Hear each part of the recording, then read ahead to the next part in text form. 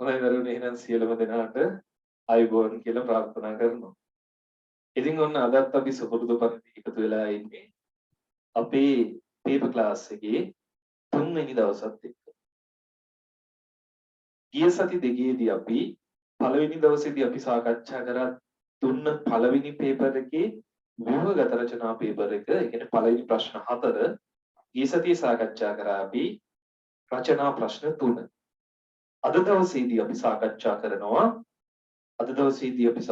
කරනවා දෙවැනි පේපර් එකේ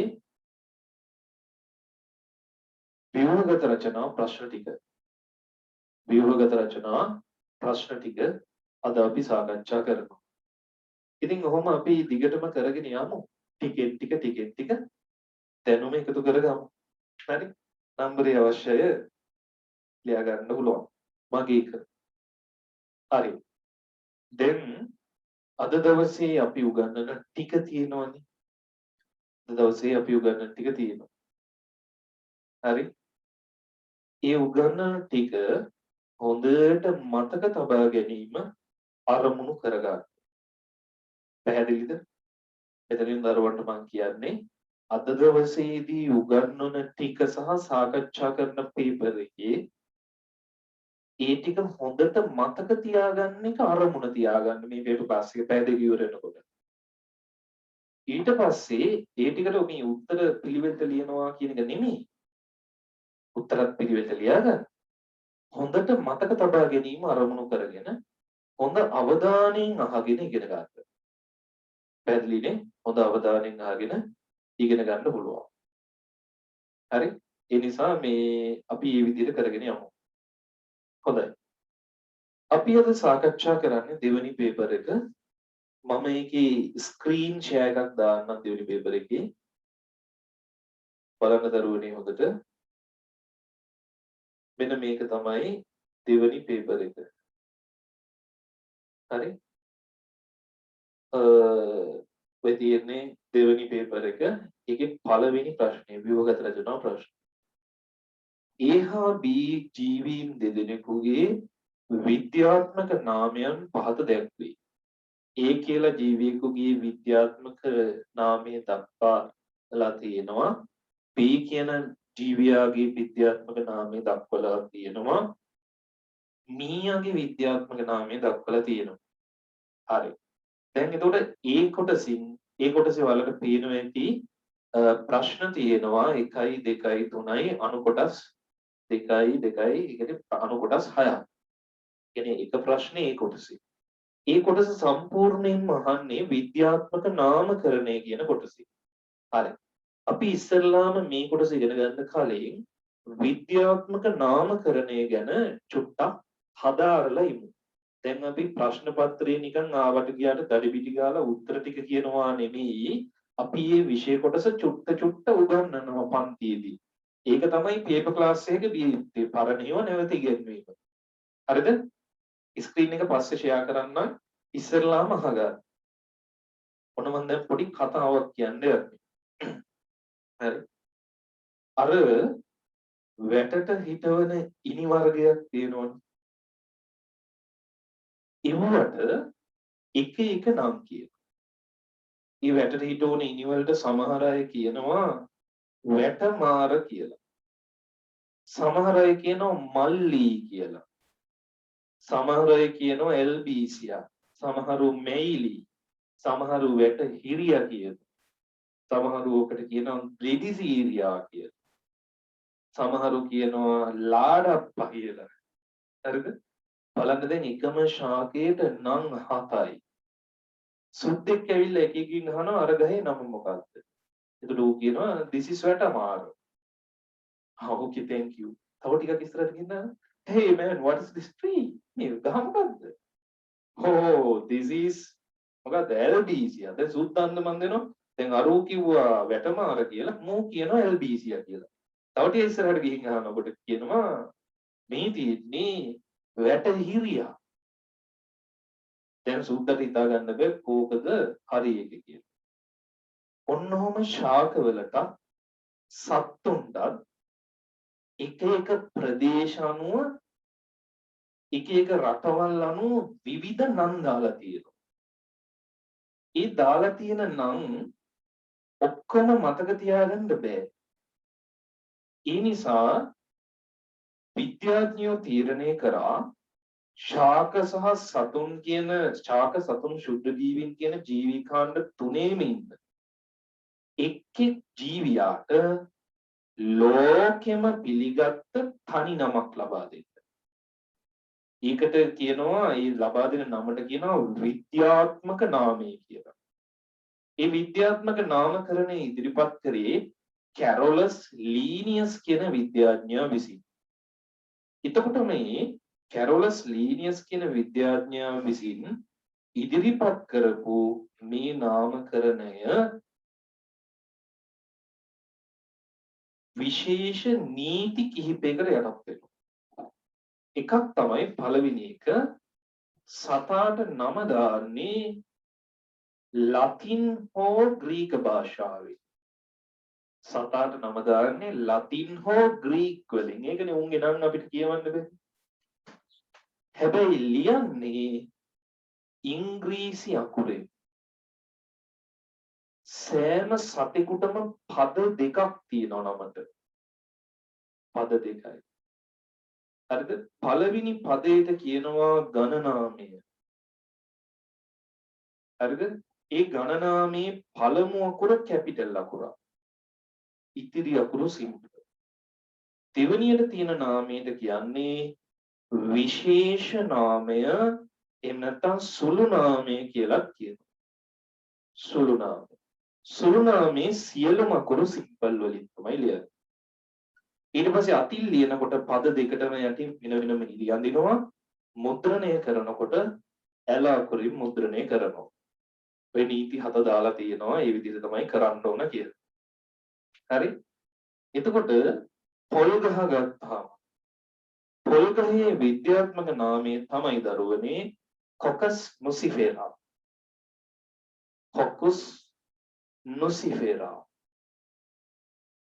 මේක දාලා තියෙන්නේ ලතින් හෝ ග්‍රීක භාෂාවෙන්. පද දෙකයි. මේ පළවෙනි තියෙන පදයට කියන්නේ ගණනාමය. දෙවෙනියට තියෙන පදයට කියන්නේ සුළු නාමය. එහෙම නැත්නම් ඒකට කියනවා විශේෂණ පදය කියලා. විශේෂ නාම. ගණනාමයේ පළමු අකුර කැපිටල් ඉතිරිවා සිම්පල්. පැහැදිලි? ගණනාමයේ පළමු අකුර කැපිටල් ඉතුරු ඒවා සිම්පල්. විශේෂ නාමයේ සියලුම අකුරු සිම්පල්. අපි යම්කිසි විද්‍යාත්මක නාමයක් අතින් ලියනවා නම් පද යටින් ඉරි අදිනවා. හැබැයි මුද්‍රණය කරනකොට ඉරි ගහන්නේ නෑ.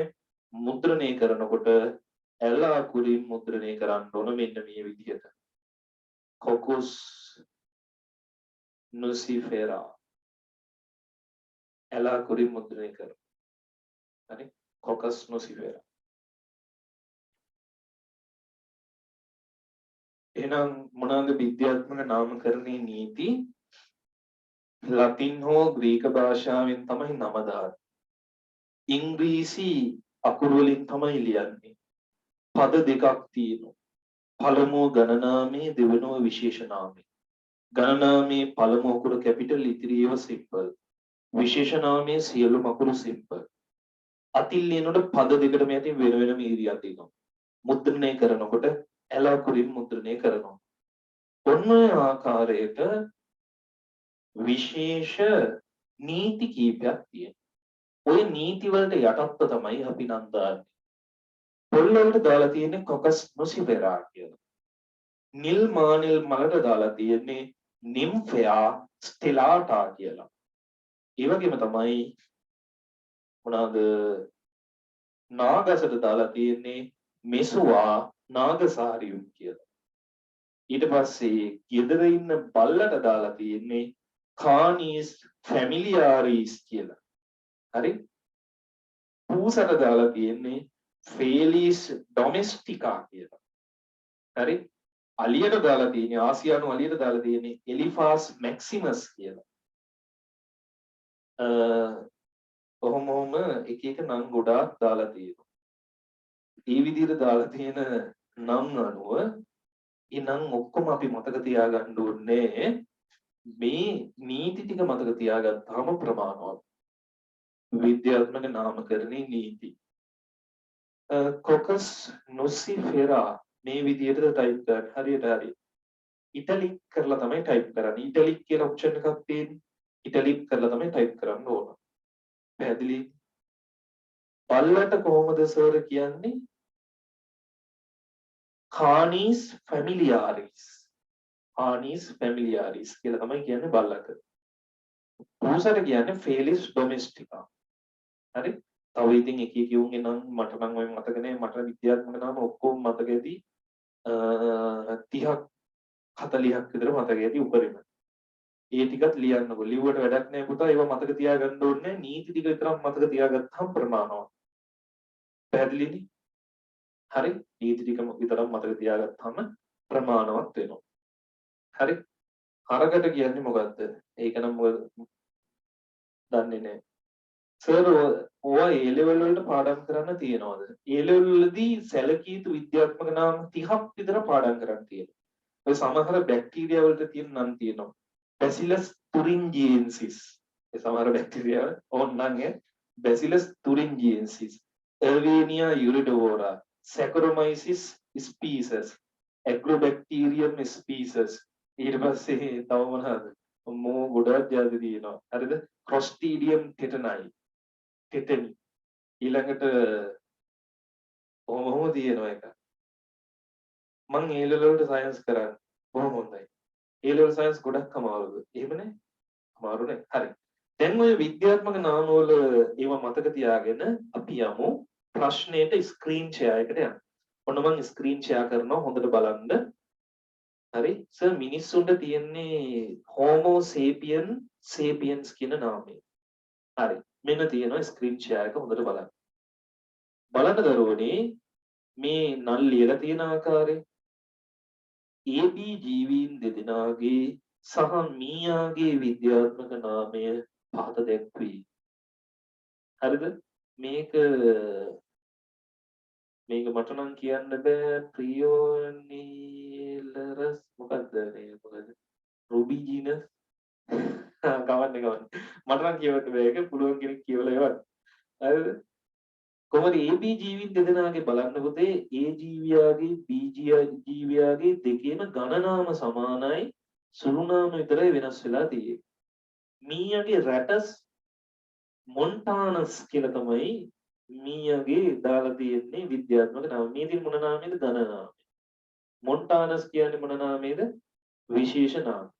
එතකොට මීයා දැන් මම පළවෙනි ප්‍රශ්නේ අහනවා බලන්න. පළවෙනි ප්‍රශ්නේ තියෙනවා මීයායත් විද්‍යාත්මක නාමයේ ඝන නාමය හා සුළු නාමය අනුපිළිවෙල ලියන්න. ඝන නාමය කියන්නේ රැටස්නේ. හරිද? එතකොට එතන ලියන්න පුතේ රැටස් කියලා. හරිද? එතන ලියන්න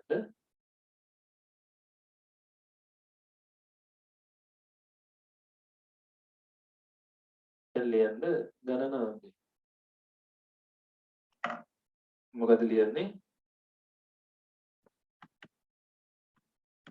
රැටස් කියලා ලියන්න. ලියලා ලිව්වා වගේම යටින් ඉරක් අඳින්න ඕන. ඊයේ අතින් ලියන්නේ සුළු නාමයක් අපි ලියමු. මොකද්ද? මොන්ටානස්. රැටස් මොන්ටානස්. ඒක යටිනොත් ඉරක් අඳින්න. පැහැදිලි නේද? ඝන නාමය සුළු නාමය වෙන් කරලා ලියු විදිය. right. ඉහත ජීවීන් දෙදෙනාගෙන් පරිණාමික බන්ධුතා ඇති ජීවියෙක් නම් කරන්න කියනවා. පරිණාමික බන්ධුතා. බලන්න පුතේ ආසන්න සමාන ජීවීන් දෙන්නෙක් ඉන්නවද? ඔව්. කවුද මේ A හා B? ඒ දෙන්නාගේ ගණනාම සමානයි. එහෙනම් පරිණාමික බැඳීමක් ඒ දෙන්න අතර තියෙනවා. එහෙනම් දෙකේ ඒ කොටස ඉහත ජීවීන් තිදෙනාගෙන් වඩා කිට්ටු පරිණාමික බන්ධුතා ඇති ජීවීන් දෙදෙනා කවුද ලියන්න? A, B. මට මේ අතින් ලියන්න බෑ. ටච් පෑඩ් එකක් ගන්නම්කෝ තව ටික දවසක් යද්දී පේපර් ක්ලාස් කරන්න. හරි. මවුස් එකෙන් ලියන්න අමාරුයි. ඉහත ජීවීන් තිදෙනාගෙන් වඩා කිට්ටු පරිණාමික බඳුතා ඇති ජීවීන් දෙදෙනෙක් සඳහන් කරන්න කියලා කියනවා. ජීවීන් දෙන්නෙක් වන්න ඉන්නවා. ඔබගේ පිළිතුර විද්‍යාත්මකව පැහැදිලි කරන්න කියනවා. පිළිතුර විද්‍යාත්මකව පැහැදිලි කරන්න. මොනවාද මේ දෙන්නගේ ගණනාම සමාන ලියන්න මෙතනදී එයාලගේ එක ඔවුන්ගේ ගණනාමයන් සමාන වේ.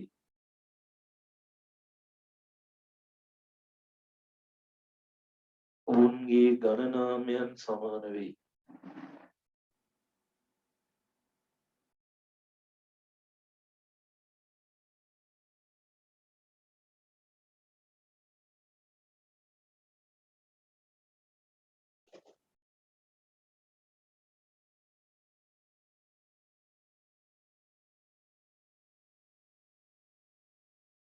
හරි.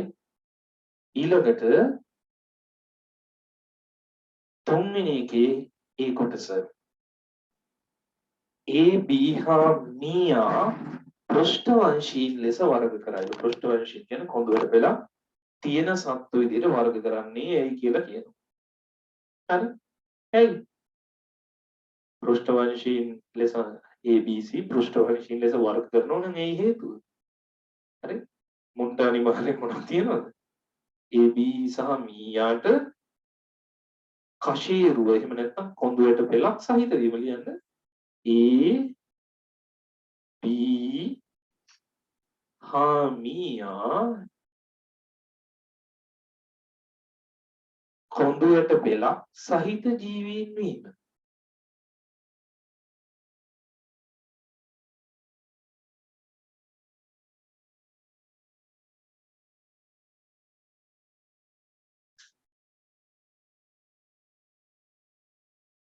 ඔවුන් පෘෂ්ඨවංශීන් යටතේ එන කුමන වර්ගීකරණ මට්ටමට අයත්ද කියලා තියෙනවා.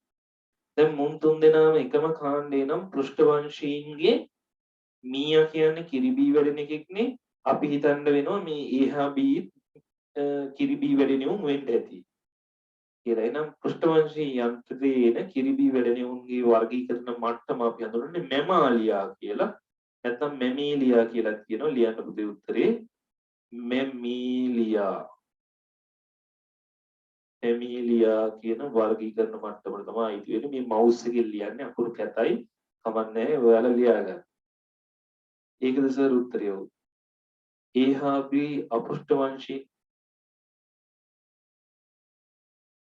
අපිට කියන්න බැරිද A හා B අපෘෂ්ඨවංශී කියලා?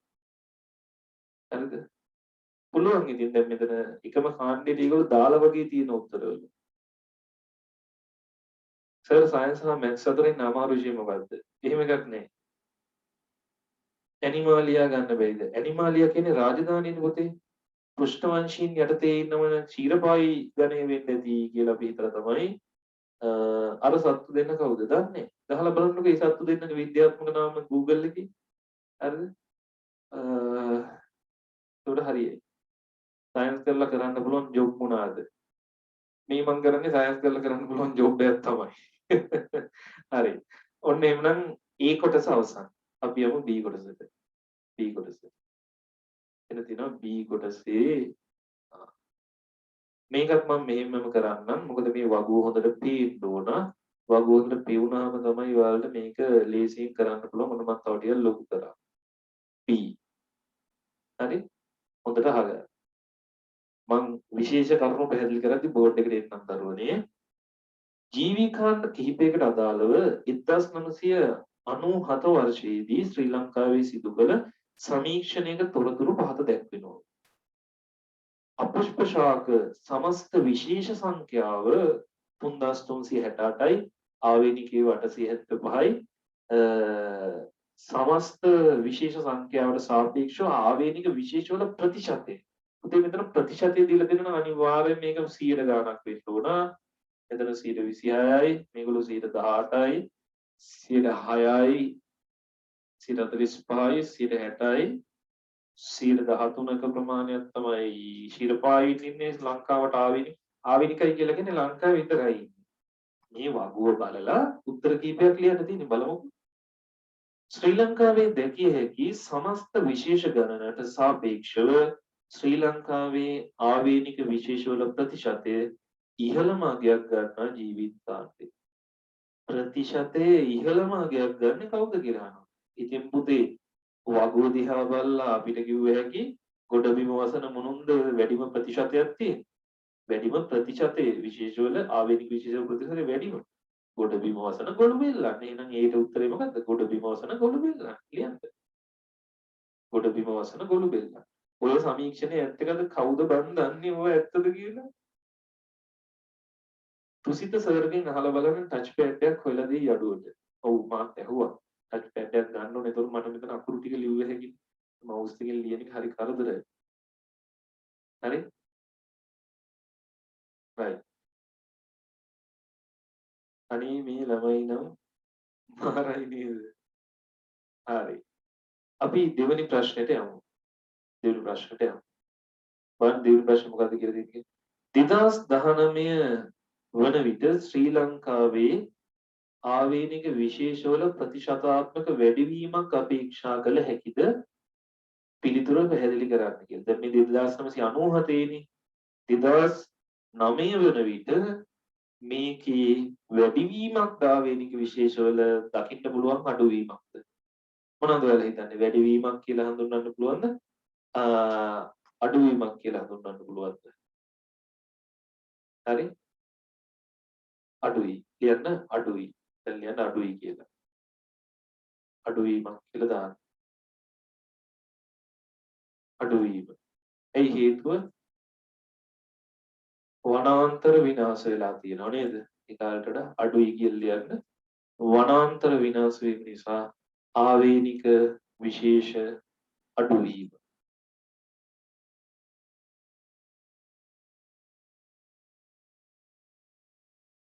ආවේනික විශේෂ අඩු වෙලා තියෙනවා.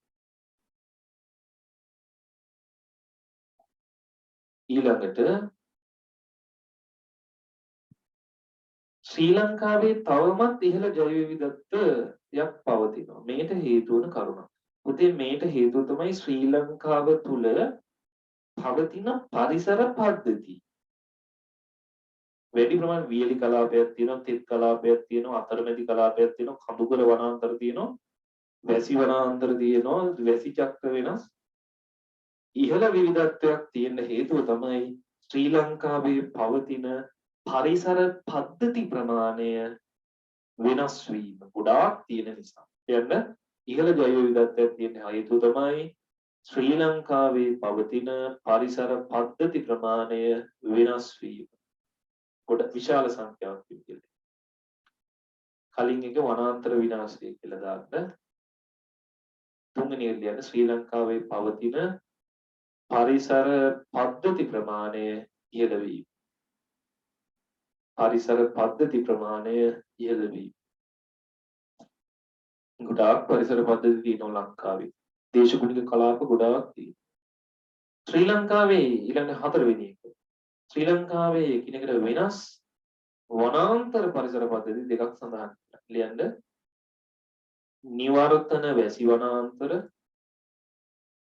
නිවර්තන වැසි වනාන්තර වැසි වනාන්තර කියලා જાතියක් තියෙනවා. නිවර්තන වැසි වනාන්තර. ඊළඟ දෙවෙනි එක වියලි මිශ්‍ර සදාහරිත වනාන්තර. වියලි මිශ්‍ර සදාහරිත වනාන්තර. තව තියෙනවා ලංකාවේ කඳුකර වනාන්තර කියලා. කඳුකර වනාන්තර කියලාත් ලියන්න. කඳුකර වනාන්තර කියලාත් ලියන්න. නිවර්තන වැසි වනාන්තර, වියලි මිශ්‍ර සදාහරිත වනාන්තර, ඊළඟ කඳුකර වනාන්තර. හරි. ඔන්න පළවෙනි ප්‍රශ්නේ අවසන්. ඊළඟ අපිට තියෙන්නේ දෙවෙනි ප්‍රශ්නේ කරන්න. දෙවෙනි ප්‍රශ්නයට යනකොට පුතේ අපිට තියෙනවා මේ ජීවීන් වර්ගීකරණය ගැන කතා කරන්න. ඔන්න මම බෝඩ් එකට ටිකක් එන්නම් නේද? දැන් හිටියේ ඇති මෙතන. ඔන්න බෝඩ් එකට එනවා. හරි? කටුකොන්දරු හා ලඳු කැලේ. ඒක වනාන්තර වර්ගයක් නෙමෙයි දරුවේ. වනාන්තර වර්ගයක් විදිහට ගන්නෙ නෑ. හරි. ඒක දාන්න එපා. ඉතින් වනාන්තර කියලා තියෙද්දි වෙල්ලඳු කියලා කටුපඳුරු දාන්නේ මොකද? තෘණ භූමියට තමයි ඒවා ඉතින් වනාන්තර නෙමෙයි ඈ.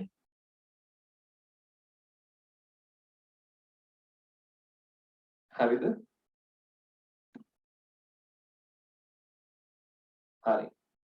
දැන් ඔන්න මම ඔයාලට දෙන්න යන්නේ දෙවෙනි ප්‍රශ්නෙට අදාළ පොඩි පැහැදිලි කිරීමක්. දැන් පළවෙනි ප්‍රශ්නෙට අදාළව පොඩි පැහැදිලි කිරීමක් මම කරානේ. ඊට පස්සේනේ අපි උත්තර ලියාගෙන ගියේ. දැන් මම කරන්න යන්නේ දෙවෙනි ප්‍රශ්නෙට අදාළ පැහැදිලි කිරීමක්. හොඳට අහගන්න. මේක පොඩි කතාවක්. හරි. ඔය බොහෝම ඈත අතීතයේ රජවරු රාජ්‍ය පාලනයට ප්‍රදේශ වෙන් කරගෙන තිබුණා. ප්‍රදේශ වෙන් කරගෙන තිබුණා.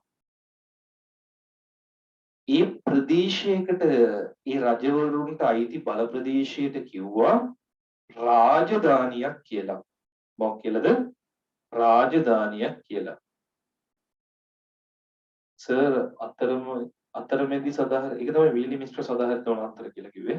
හරි අහගන්නකෝ දැන් වැඩ නවත්තලා මෙහි බලාගෙන හොඳ අවධානයෙන් අහගෙන මම මේ කියන ටික ඔළුවට ගන්න. ඒකට ආයේ පාඩම් කරන්න දෙයක් නෑ. හරිද?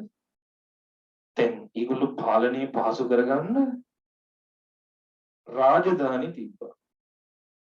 රාජධානි කොටස් වලට බෙදලා විවිධ වංශාධිපතිවරුන්ට බෙදලා දුන්නා. ඒවට කියනවා වංශ කියලා. වංශය තුල නැවත විවිධ වර්ග වලට බෙදලා පාලනය පහසු කරන්න තමයි ඒවා හැදුවේ. ඔය රාජධානි දැන් ඉන්දියාවේ අශෝක මහාධිරාජ්‍යය ගත්තාම රාජධානි සෑහෙන ප්‍රමාණයක අයිතිකරුවෙක්. අධිරාජ ධර්මාශෝක. හරිද? රාජධානි සෑහෙන ප්‍රමාණයක් එකතු වෙච්ච අයිතිකරුවෙක්. එතකොට මේ ඒකට කිව්වේ අධිරාජ්‍ය කියලා. රාජධානි ගොඩක එකතුවකට. ඔය අපි විද්‍යාවේදී ඔය පාලනයේ පහසුවට අධිරාජධානි රාජධානි ඉස්සර ඉන්දියාවේ බුද්ධ කාලීන ಭಾರತයේදී කියන්නේ අශෝක අධිරාජ්‍යගේ කාලය විතර වෙනකොට සොළොස් මහා ජනපද කියලා ප්‍රාන්ත 16කට ඉන්දියාව බෙදලා තිබ්බා. ඒ වගේ නම් මතක නම් අංග, මගධ, කාසි, කෝසල, වජ්ජි, මල්ල, වේදි, වත්ස්‍ය, මත්ස්‍ය, කුරු, පංචාල, සුරසේන, අස්මක, අවන්ති, ගාන්ධාර, කම්බෝජ. 16 හරි නේද? හරි. හරි 16. අම්මෝ කියන නේ ඔය මම ඕ ලෙවල් කාලේ පාඩම් කරගන්න හදන්නේ ආයතරය අංග මගධ කාසි කෝසල වජ්ජි මල්ල වේදි වත්ස්‍ය මත්ස්‍ය කුරු පංචාල සුරසේන අස්මක අවන්ති ගාන්ධාර කාම්බෝජ 16 යොක්කෝගෙම අයිති කරලා උනේ අශෝක අධිරාජ්‍යය. හරි.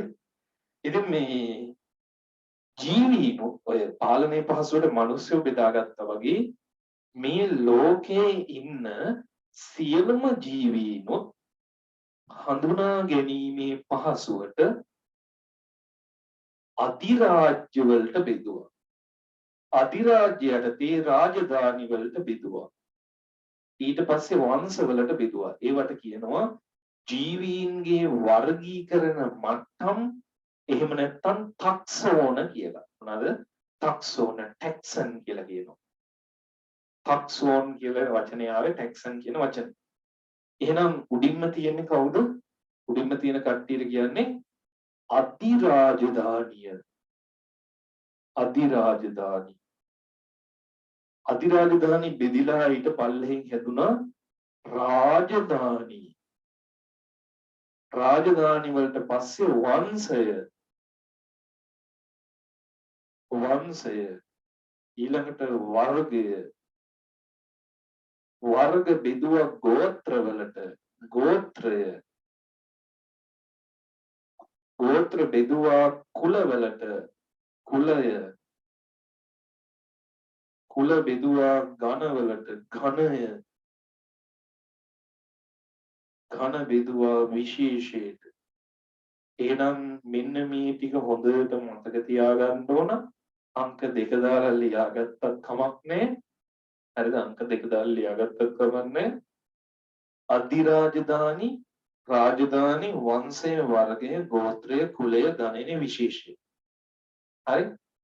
කොහොමද මතක තියාගන්නේ? ඉතින් ඔය මතක තියාගන්න.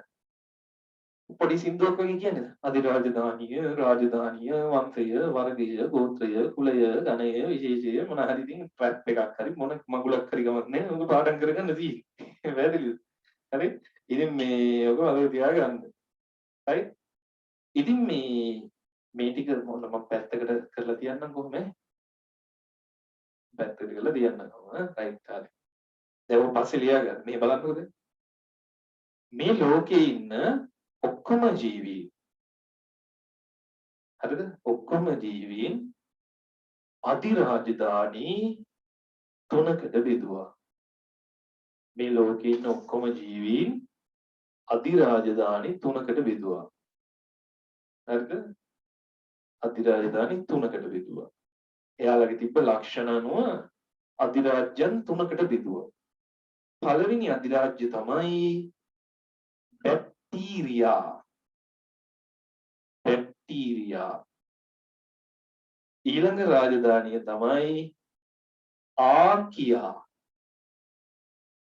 ඊළඟ රාජධානිය තමයි ඉයුකැරියා. ඉයුකැරියා කියලා කියනවා යූකැරියා කියලා කියනවා. හරිද? ඉයුකැරියා කියලා කියනවා නැත්නම් යූකැරියා කියලා කියනවා. ඔය දෙකම හරියි. හරිද? මම ලියන්නේ ඉයුකැරියා කියලා. දැන් ඒතර මේක ඉයුකැරියා කියලා ලියුවහම කට්ටිය හිතනවා සර් මොනවාද පොයි කුණුහරුප කියන්නේ අයියෝ මොම ඉයුකැරියා කියලා කියන්නේ බොහොම කැතයිනේ. ඒ වුණාට ඉයුකැරියා නම් තම කමන්නේ. ඇයි යූකැරියා කියලා කියන්නේ කියලා සමහරුන්ට ඒක ප්‍රශ්නයක්. ඒ වුණාට මතක තියාගන්න ඒකේ නව ඉතින් ඒක. මතකයෙන් විද්‍යාවේ කුණුහරුපද. හරිද? අපේ සිංහල භාෂාවේ කුණුහරුප නැහැ අපි හිතාගෙන හිටියට. හරිද? යූකැරියා. ඒක කරන්න දෙයක් නැහැ.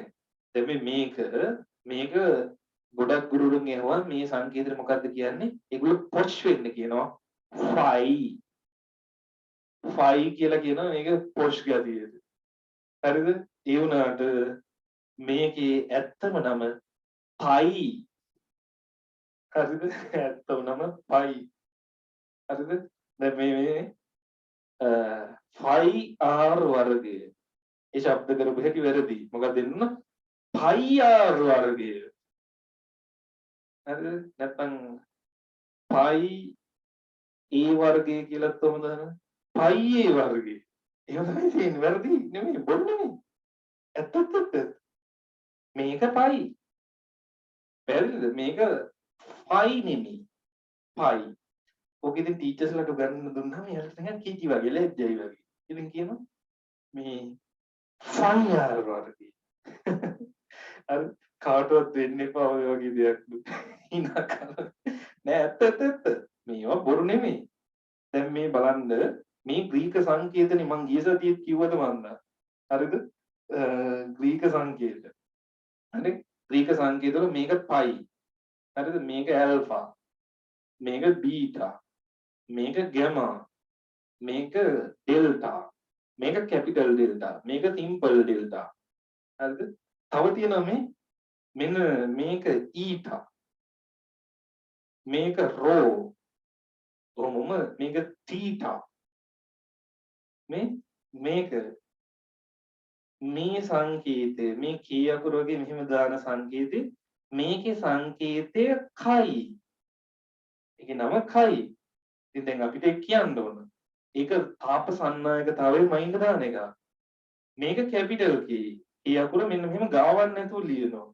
මේ සංකේතය. මේකේ සංකේතේ නම කපා. හරිද? මේ සංකේතේ නම කපා. මේක කයි මේක කපා. දැන් බලපල්ලකෝ අසරණ වෙනවනේ. හරි? මේව උගන්වන්න ගියා නෑ මේවා අපහසුමකුත් නෙමෙයි හරිද? පැහැදිලිද? මේවා මේ විද්‍යාවේ තියෙන ඒවා. මේක කයි අර කපා ඉතින්. ඔන්න මම ඔක්කොම මැකුවේ නැත්නම් ඊට පස්සේ ඕක මේ සමහරව හිතනවා හරිද? ඕවා හරි. ඉතින් මේ යූකැරියා right යූකැරියාගේ දුර. දැන් බලන්න මේ බැක්ටීරියා යටතේ ඉන්නවා බැක්ටීරියා වර්ග ගොඩාක් ඉන්නවා. බැක්ටීරියා ඉන්න පරිසර සර්ව ව්‍යාප්තිකයි. සර්ව ව්‍යාප්තිකයි කියන්නේ උදේ හැම තැනම බැක්ටීරියා ඉන්නවා. හරිද? සර්ව ව්‍යාප්තිකයි. බැක්ටීරියා වලට ජීවත් වෙන්න බැරි. උණු දියවල්පත්, ලවණ වගුරු, ඊට පස්සේ මොනවද? ගිනි කඳු වගේ දේවල් තුල ඒවට කියනවා පුතේ ආන්තික පරිසර කියලා.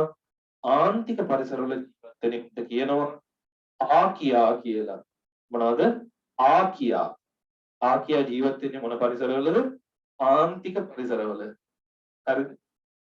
පැහැදිලිනේ? මේ දෙන්නගේ හරිද? මේ දෙන්නගේ සෛලවල න්‍යෂ්ටි හොඳට අහගන්න. මේ දෙන්නගේ බැක්ටීරියා ආකියා කියන ජීවීන්ගේ සෛලවල න්‍යෂ්ටි තියෙනවනේ. ඒව හෙන කැතයි. කිසිම සංවිධානාත්මක බවක් නැහැ. ඒ නිසා අපි කියනවා මේ බැක්ටීරියා ආකියා කියලා කියන්නේ සංවිධානයේ වූ න්‍යෂ්ටියක් නැති ජීවීන් කියලා. සංවිධානයේ ලස්සන න්‍යෂ්ටි නෑ. ඒවුන්ට කියනවා ප්‍රාග්න්‍යෂ්ටික ජීවීන් කියලා. ප්‍රාග්න්‍යෂ්ටික ජීවීන්. ප්‍රාග්න්‍යෂ්ටික ජීවීන්. ඒ කියන්නේ කැත න්‍යෂ්ටියක් තියෙන. මුන්ටත් තියෙන්නේ ප්‍රාග්න්‍යෂ්ටික. කැත න්‍යෂ්ටියක් තියෙන. හොඳේ. ඊළඟට මේ ඉයුකැරියා කියන જાතිය උන්ට ලස්සන න්‍යෂ්ටියක් තියෙනවා. ලස්සන එක. හරිද? උන්ට තියෙන්නේ ලස්සන න්‍යෂ්ටියක්. ලස්සන දෙයක් දැම්මම අපේ උන්ට සූ කියලා කියනවා. මා ලස්සනන්නේ. දැන් උඩට අදිනවා. ඒකින්ද මුන්ට ලස්සන න්‍යෂ්ටියක් තියෙන හින්දා සූ න්‍යෂ්ටික ජීවීන් කියලා දොයි කිය. සූ න්‍යෂ්ටික. හරිද? පැහැදිලි? right. ඊට පස්සේ මෙන්න මේ ඉයුකැරියා. දැන් මෙවුනුත් තව රාජධානි තියෙනවා බැක්ටීරියා වල. බැක්ටීරියා කියලා රාජධානියක් තියෙනවා. ආකි බැක්ටීරියා කියලා රාජධානියක්. ආකියක් තියෙනවා. මේ වගේ පල්ලෙහැ බෙදීම් ගැන අපි ඉගෙන ගන්නෑ. කියන්නේ ආකියා තව බෙදෙන කොටස් මොනවාද? බැක්ටීරියා බෙදෙන කොටස් මොනවාද කියලා ඉගෙන ගන්නෑ. නමුත් දරුවනේ ඉයුකැරියා කියන අධිරාජධානිය රාජධානි නැවත හතරකට බෙදිනවා. රාජධානි නැවත හතරකට බෙදිනවා. ඉයුකැරියා. ඒ තමයි පළවෙනි එක ප්‍රොටිස්ටා.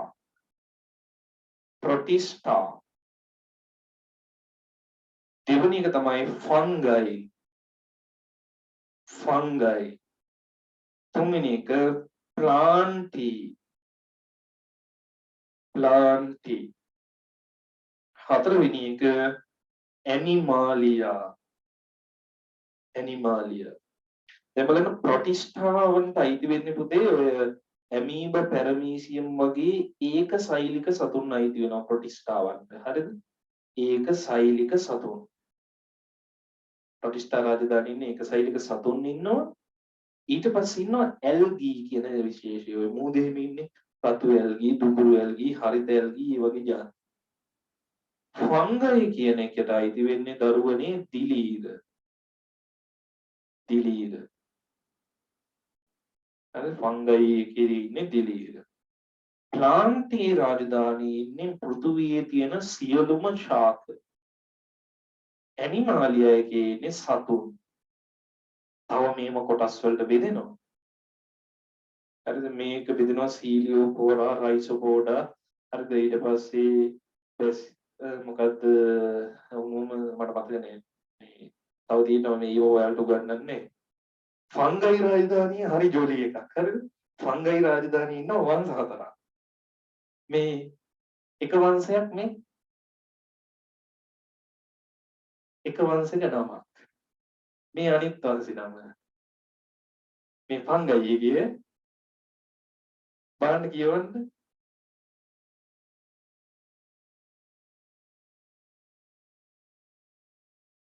මේ ෆංගයි රාජධානියේ ඉන්න වර්ග හතර. ඒ කියන්නේ මේ වංශ හතර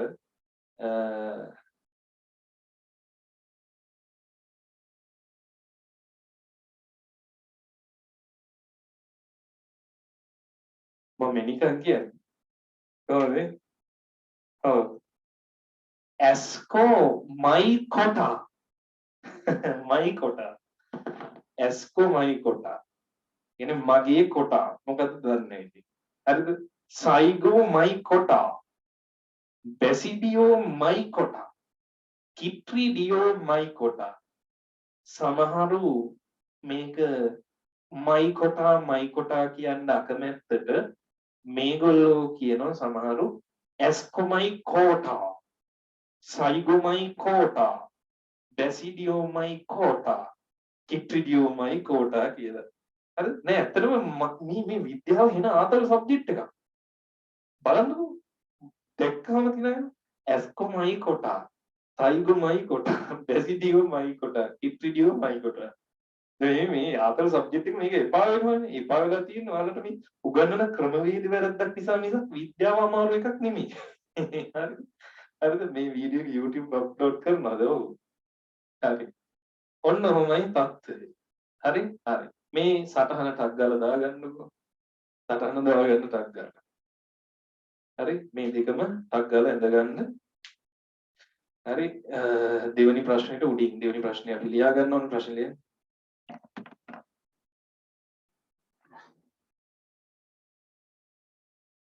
ළමයින්ට දාන්න සුපිරි නම් ටිකස් ඔව් හරි මම නම් ආසම සබ්ජෙක්ට් එක සයන්ස්ලු බොහොම හොඳයි හරිද ඒ සබ්ජෙක්ට් එක සයන්ස් වෙන්න උගන්වන කෙනා බලපානවා ඉතින් මම උගන්වන කෙනා සම්පූර්ණ බලපාන්නේ උගන්වන කෙනාගේ පොඩි බලපෑම් පොඩි මේ ලොකු බලපෑමක් තියෙනවා රයිට්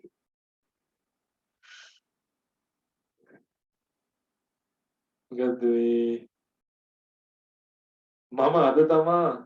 මට අද තමා ආසාවක් ආවෙලු ඒ හැම පාරම 100න් 95ට වැඩි ගන්නවා ෂා මරු නියම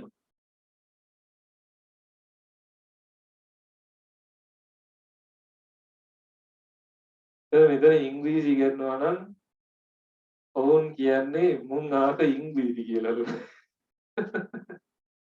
ඔව් ඒ එකක් තියෙනවා ඉතින් ඒක නියමයි කියලා බොහොම ස්තුතියි මම ඒ ලෙවල් වලට කරන්න හිතන්නේ සයන්ස් ෂා මරු කරන්න හරි ටක් ගාලා ලියන්න සහින්ද තමයි එපා වෙච්ච විශේෂයටත් ආසයි තුනේ අන්න ඒක ලොකු දෙයක් හරිද හරි ලියාගෙන ඉවරද බලන්න ලියලිවර කට්ටිය අත උස්සන්න හරි ලියලිවර කට්ටිය අත උස්සන්න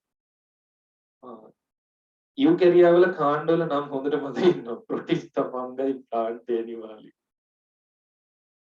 හරි ලියන්න හරි ලියපු අය අත උස්සන් ඉන්න ඇත්තටම සර් කියලා දෙනියම හොඳට තේරෙනවා හොඳයි හරි සයන්ස් නියමයි ඔව් මෙහෙමයි ඉතින් උගන්වන ගුරුවරයා ඒක රහට දෙනවා නම් සබ්ජෙක්ට් එක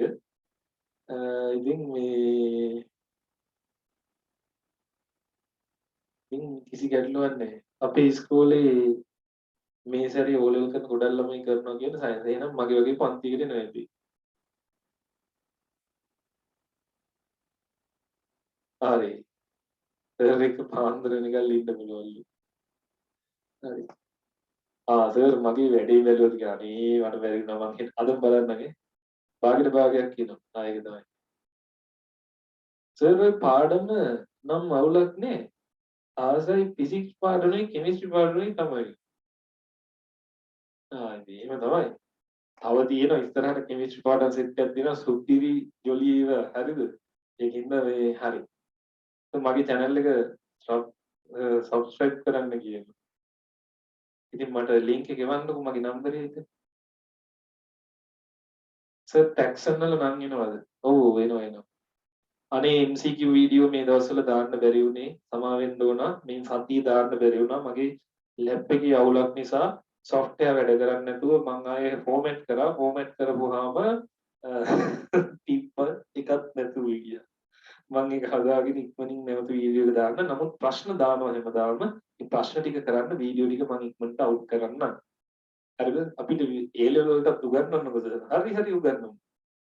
හරිද? හරි. ඔන්න මම ස්ක්‍රීන් ෂෙයා කරන්නම් දරුවනේ. දැන් ඇති හොඳට. හරිද? වෙලාව ඇති. ඔය ජෛව විවිධත්වයේ කොටස් පාඩම් කරන සිස්ටම් එක කියන්නේ වගු විදියට ගහලා පාඩම් කරන්න. හරිද? වගු විදියට ගහලා හොනන.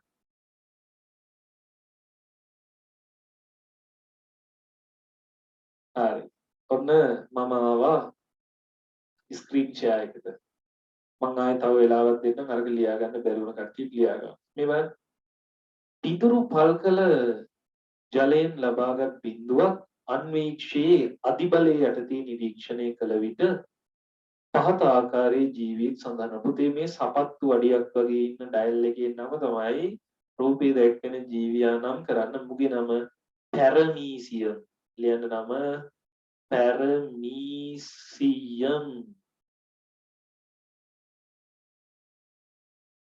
පැරමීසියම්. හරි.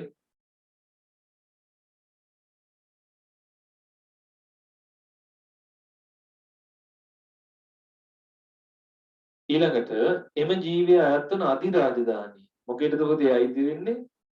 දැන් ප්‍රතිෂ්ඨා එක අයිති වෙන්නේ මොන අධිරාජධානියද? ඉයුකැරියා. ලියන්න ලැජ්ජ නැතුව. ඉයුකැරියා.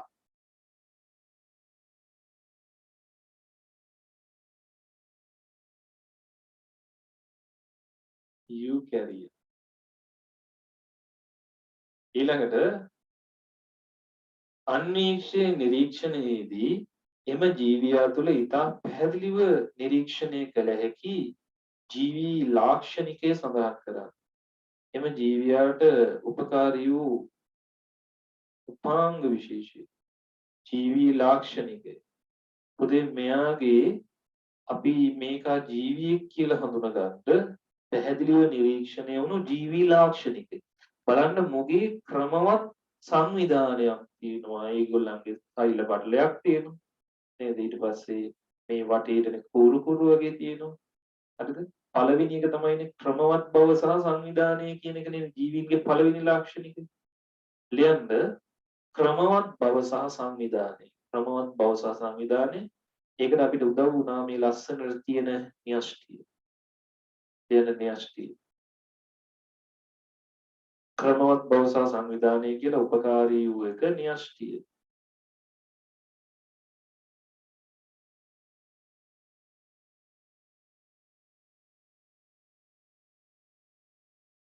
සංචරණයට පක්ෂණ. ඉතින් සංචරණයක් නෙවෙයි. මොකද සංචරණය කරනවා කියලා හිතන්නේ. ක්‍රමවත් බව සහ සංවිධානය සංචරණයට පක්ෂණ. නෑ සෝරි න්‍යෂ්ටි තමයි අපිට උදව් වෙන්නේ.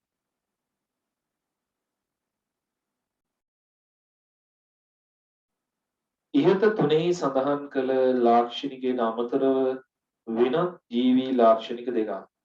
ලියන්න ශ්වසනය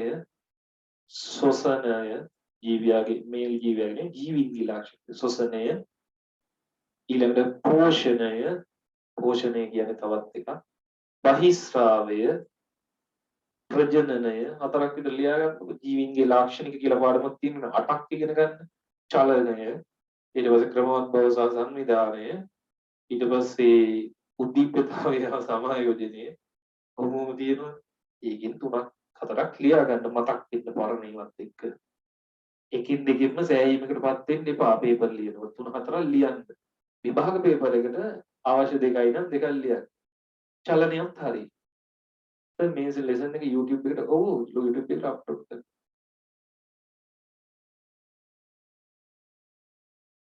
සර් දෙකට තුනට න්‍යෂ්ටි. ප්‍රොටෝසෝවා කියලා කියනවාද? ප්‍රොටෝසෝවා කියන්නේ පුතේ මේගොල්ලන්ගේ රාජධානිය. හරිද? මේගොල්ලෝ අධිරාජධානිය යූකැරියා අධිරාජධානිය රාජධානිය. සර් දවසකට පැය කීයක් විතර පාඩම් කරන්න ඕනද? මම ඒක ගැන මේ ප්‍රශ්නේ ඉවර වෙලා විස්තරයක් කියන්න. ජීවීන්ගේ රූප ගැන පොඩ්ඩක් කියලා දෙන්න පුළුවන්ද? ඒ කිව්වේ මට තේරුන්නේ නැහැ දරුවෝ. ආයෙසරයක් විස්තරාත්මක ඕන. හරි විස්තරාත්මකව කියන්න. සයන්ස් ගොඩ ගියොත් ඉන්න තමයි. හැමදාම පන්තියේ. ඒතර ගොඩ යන්න පුළුවන්. තව යාළුවෝ එකතු කරගෙන මේ 300 විතර කිට්ටු ප්‍රමාණයක් ඉන්නේ. ඉතුරු 700ක් පුරව ගන්න. ඒගොල්ලන්ටත් මේ අවස්ථාව දෙන්න. මම කැමතියි ගොඩක් ළමයි ඉන්නවනම් මොකද මේ එතකොට මගේ සේවය නොමිලේ වුණාට ගොඩක් ළමයින්ට වෙනවා. හරිද? වෛරස් අයත් වෙන්නේ ජීවි අජීවි අතරමැදි කාණ්ඩයට. සර් ඉස්කෝලේ උගන්වන විදියට ඉගෙනුවා නම් සයන්ස් එපා වෙලා තිබුණේ සර් තමයි විෂයට කැමති කියලා. බොහොම ස්තුතියි. හරිද? රයිට්. අපි ඊළඟ එකට යමු.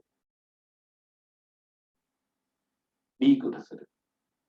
B හතරක් ලිවනේ. ඔව්. දෛනික ජීවිතයේදී දෛනික කියන්නේ එදිනදා ජීවිතයේදී හරිද? එදිනදා ජීවිතයේදී TQR මගින් කරන ක්‍රියාවලිය තුනක් තියෙනවා. ප්‍රශ්වාස කිරීම. ප්‍රශ්වාස වාතයේ තියෙනවා ලියන්න පුතේ කාබන් ඩයොක්සයිඩ් CO2 ආයෙ තියෙන ජල වාෂ්ප. ප්‍රශ්වාස වාතයේ තියෙනවා නිකන් මෙතනම ලියාගමු CO2 තියෙනවා ජල වාෂ්ප තියෙනවා. හරි? ඊළඟට මුත්‍ර බැහැර කිරීම. අපි මුත්‍රාවල තියෙනවා ලියාගමු ලියන්න. යූරියා යූරියා යූරියා තුන්වෙනි චලනයත් හරි.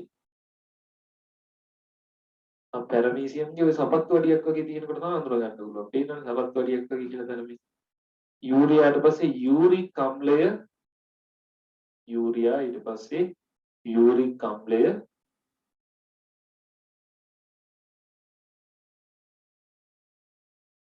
ඊළඟට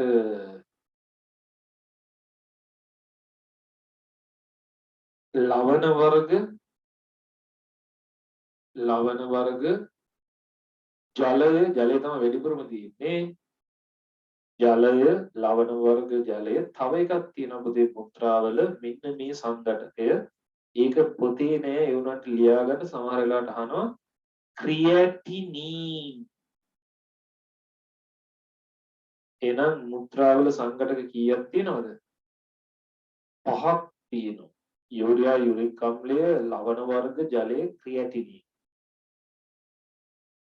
හරිද ක්‍රියැටිනින් කියලා කියන්නේ ඇමෝනියා ඔය අක්මාවේ නිපද වෙන જાතියක් අක්මාවේ සිද්ධ වෙන ඔනිතයින් චක්‍රය කියලා කෙහෙල් මලක් ඒ කෙහෙල් මලේදී නිපද වෙන බහිස්රාවී ඵලයක් විදිහට තමයි ක්‍රියැටිනින් කියන එක හඳුන්වන්නේ ඊළඟ දහඩිය ස්‍රාවය වීම දහඩියේ තියෙනවා ලියමු පළවෙනි එක ලුණු සෝඩියම් ක්ලෝරයිඩ් තියෙනවා ලියන්න දහඩියේ තියෙන පළවෙනි එක සෝඩියම් ක්ලෝරයිඩ්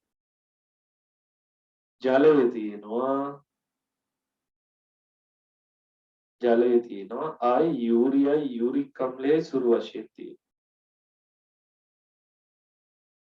යූරියයි යූරික් අම්ලයයි පොදු වශයෙන් තියෙනවා සෛල සංවිධානය වෙනුවට චලනය ගන්න පුළුවන්ද බෑ ලස්සන සෛල සංවිධානයේ නිදෙන්නේ ඒක අපිට ක්‍රියැටිනින් කියන්නේ න්‍යෂ්ටියේ තියෙනවද නෑ ඒව නෙමෙයි යූරියා වල ෆෝමියුලා එක මොකක්ද යූරියා වල ෆෝමියුලා එක තමයි CONH2 කාණ්ඩ දෙකයි NH2 twice හරිද NH2 twice සර් පැහැදිලිව ඇහෙන්නේ නැහැ පුතේ එහෙම ඇහෙන්නේ නැහැ වගේ සිද්ධියක් තියෙනවනේ ටක් ගාලා ලිව් වෙලා ආයෙත් එතකොට හරියනවා ලවණ කියන්නේ සෝඩියම් ක්ලෝරයිඩ් කියන්නේ පුතා ලවණයක් ක්‍රියැටිනින් හැදෙන චක්‍රය ඔනිතයින් චක්‍රය වෙන්න ඕන මට මම ඔව් ඔනිතයින් චක්‍රය හරියටම මතක නෑ ඒක ගැන හරියටම මතක නෑ ඒ ලෙවල් වල තියෙන එක හරිද R වලට සෝඩියම් ක්ලෝරයිඩ් ජලය යූරියා යූරික් අම්ලයක් තියෙනවා සෝඩියම් ක්ලෝරයිඩ් ජලය යූරියා යූරික් අම්ලය හරි ඊළඟ pH අඩංගු දැන් අපි අහනවා ප්‍රශ්න ටික හොඳට අහගන්න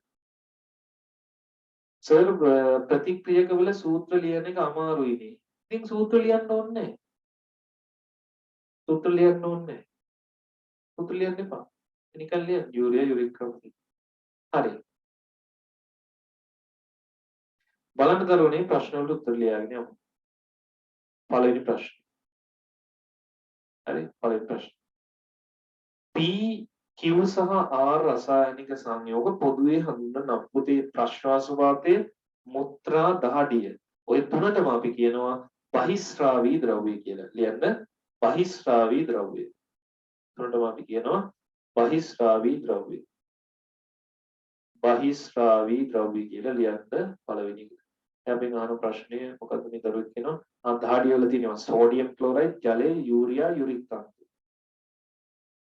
පළවෙනි උත්තරේ බහිස්රාවී ද්‍රව්‍ය. පීහි අඩංගු ප්‍රධාන සංඝටක ප්‍රධාන රසායනික ද්‍රව්‍ය දෙක මොනවාද? Carbon dioxide උයි ජලයයි. පීහි තියෙන කාබන් ඩයොක්සයිඩ් ජලයයි.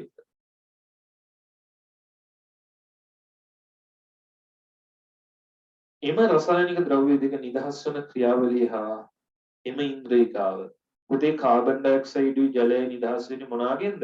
ශ්වසනයෙන්. ලියන්න ශ්වසනය. ශ්වසනය. නැත්තම් සෛලීය ශ්වසනය කියලා ලියන්න. සෛලීය ශ්වසනය. එතකොට ඒක සෛලීය ක්‍රියාව නෙවෙයි සෛලීය ශ්වසනය. අපි දන්නවා සෛලීය ශ්වසනය සිද්ධ වෙන්නේ මොකක් තුළද? මයිටොකොන්ඩ්‍රියා තුළ. මයිටොකොන්ඩ්‍රියා. මයිටොකොන්ඩ්‍රියා.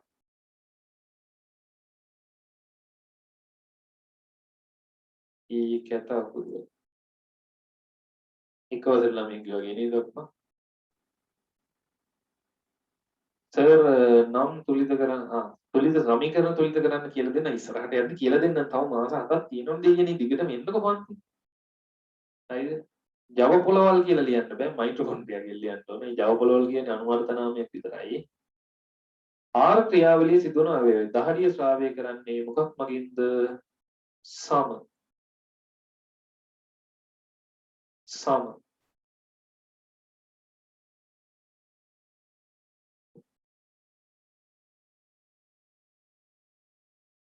සර් ලියන්න ඕනේ නෑ අපිට කිව්වම ලියනවා.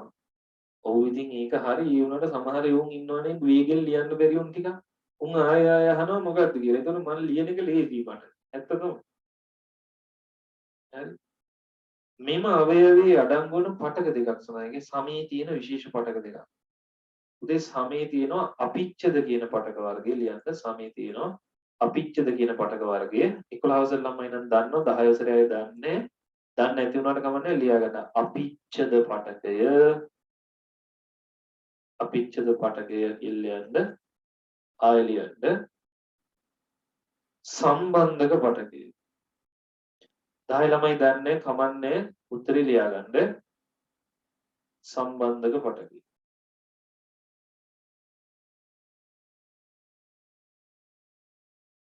එම අවයව මගින් සංවේදනය කරන උත්තේජන සඳහන් කරනවා. උදේ සමට දැනෙන්නේ ස්පර්ශය කියන සංවේදනය. සමට දැනෙන්නේ ස්පර්ශය කියන සංවේදනය. සමට දැනෙන්නේ ස්පර්ශය.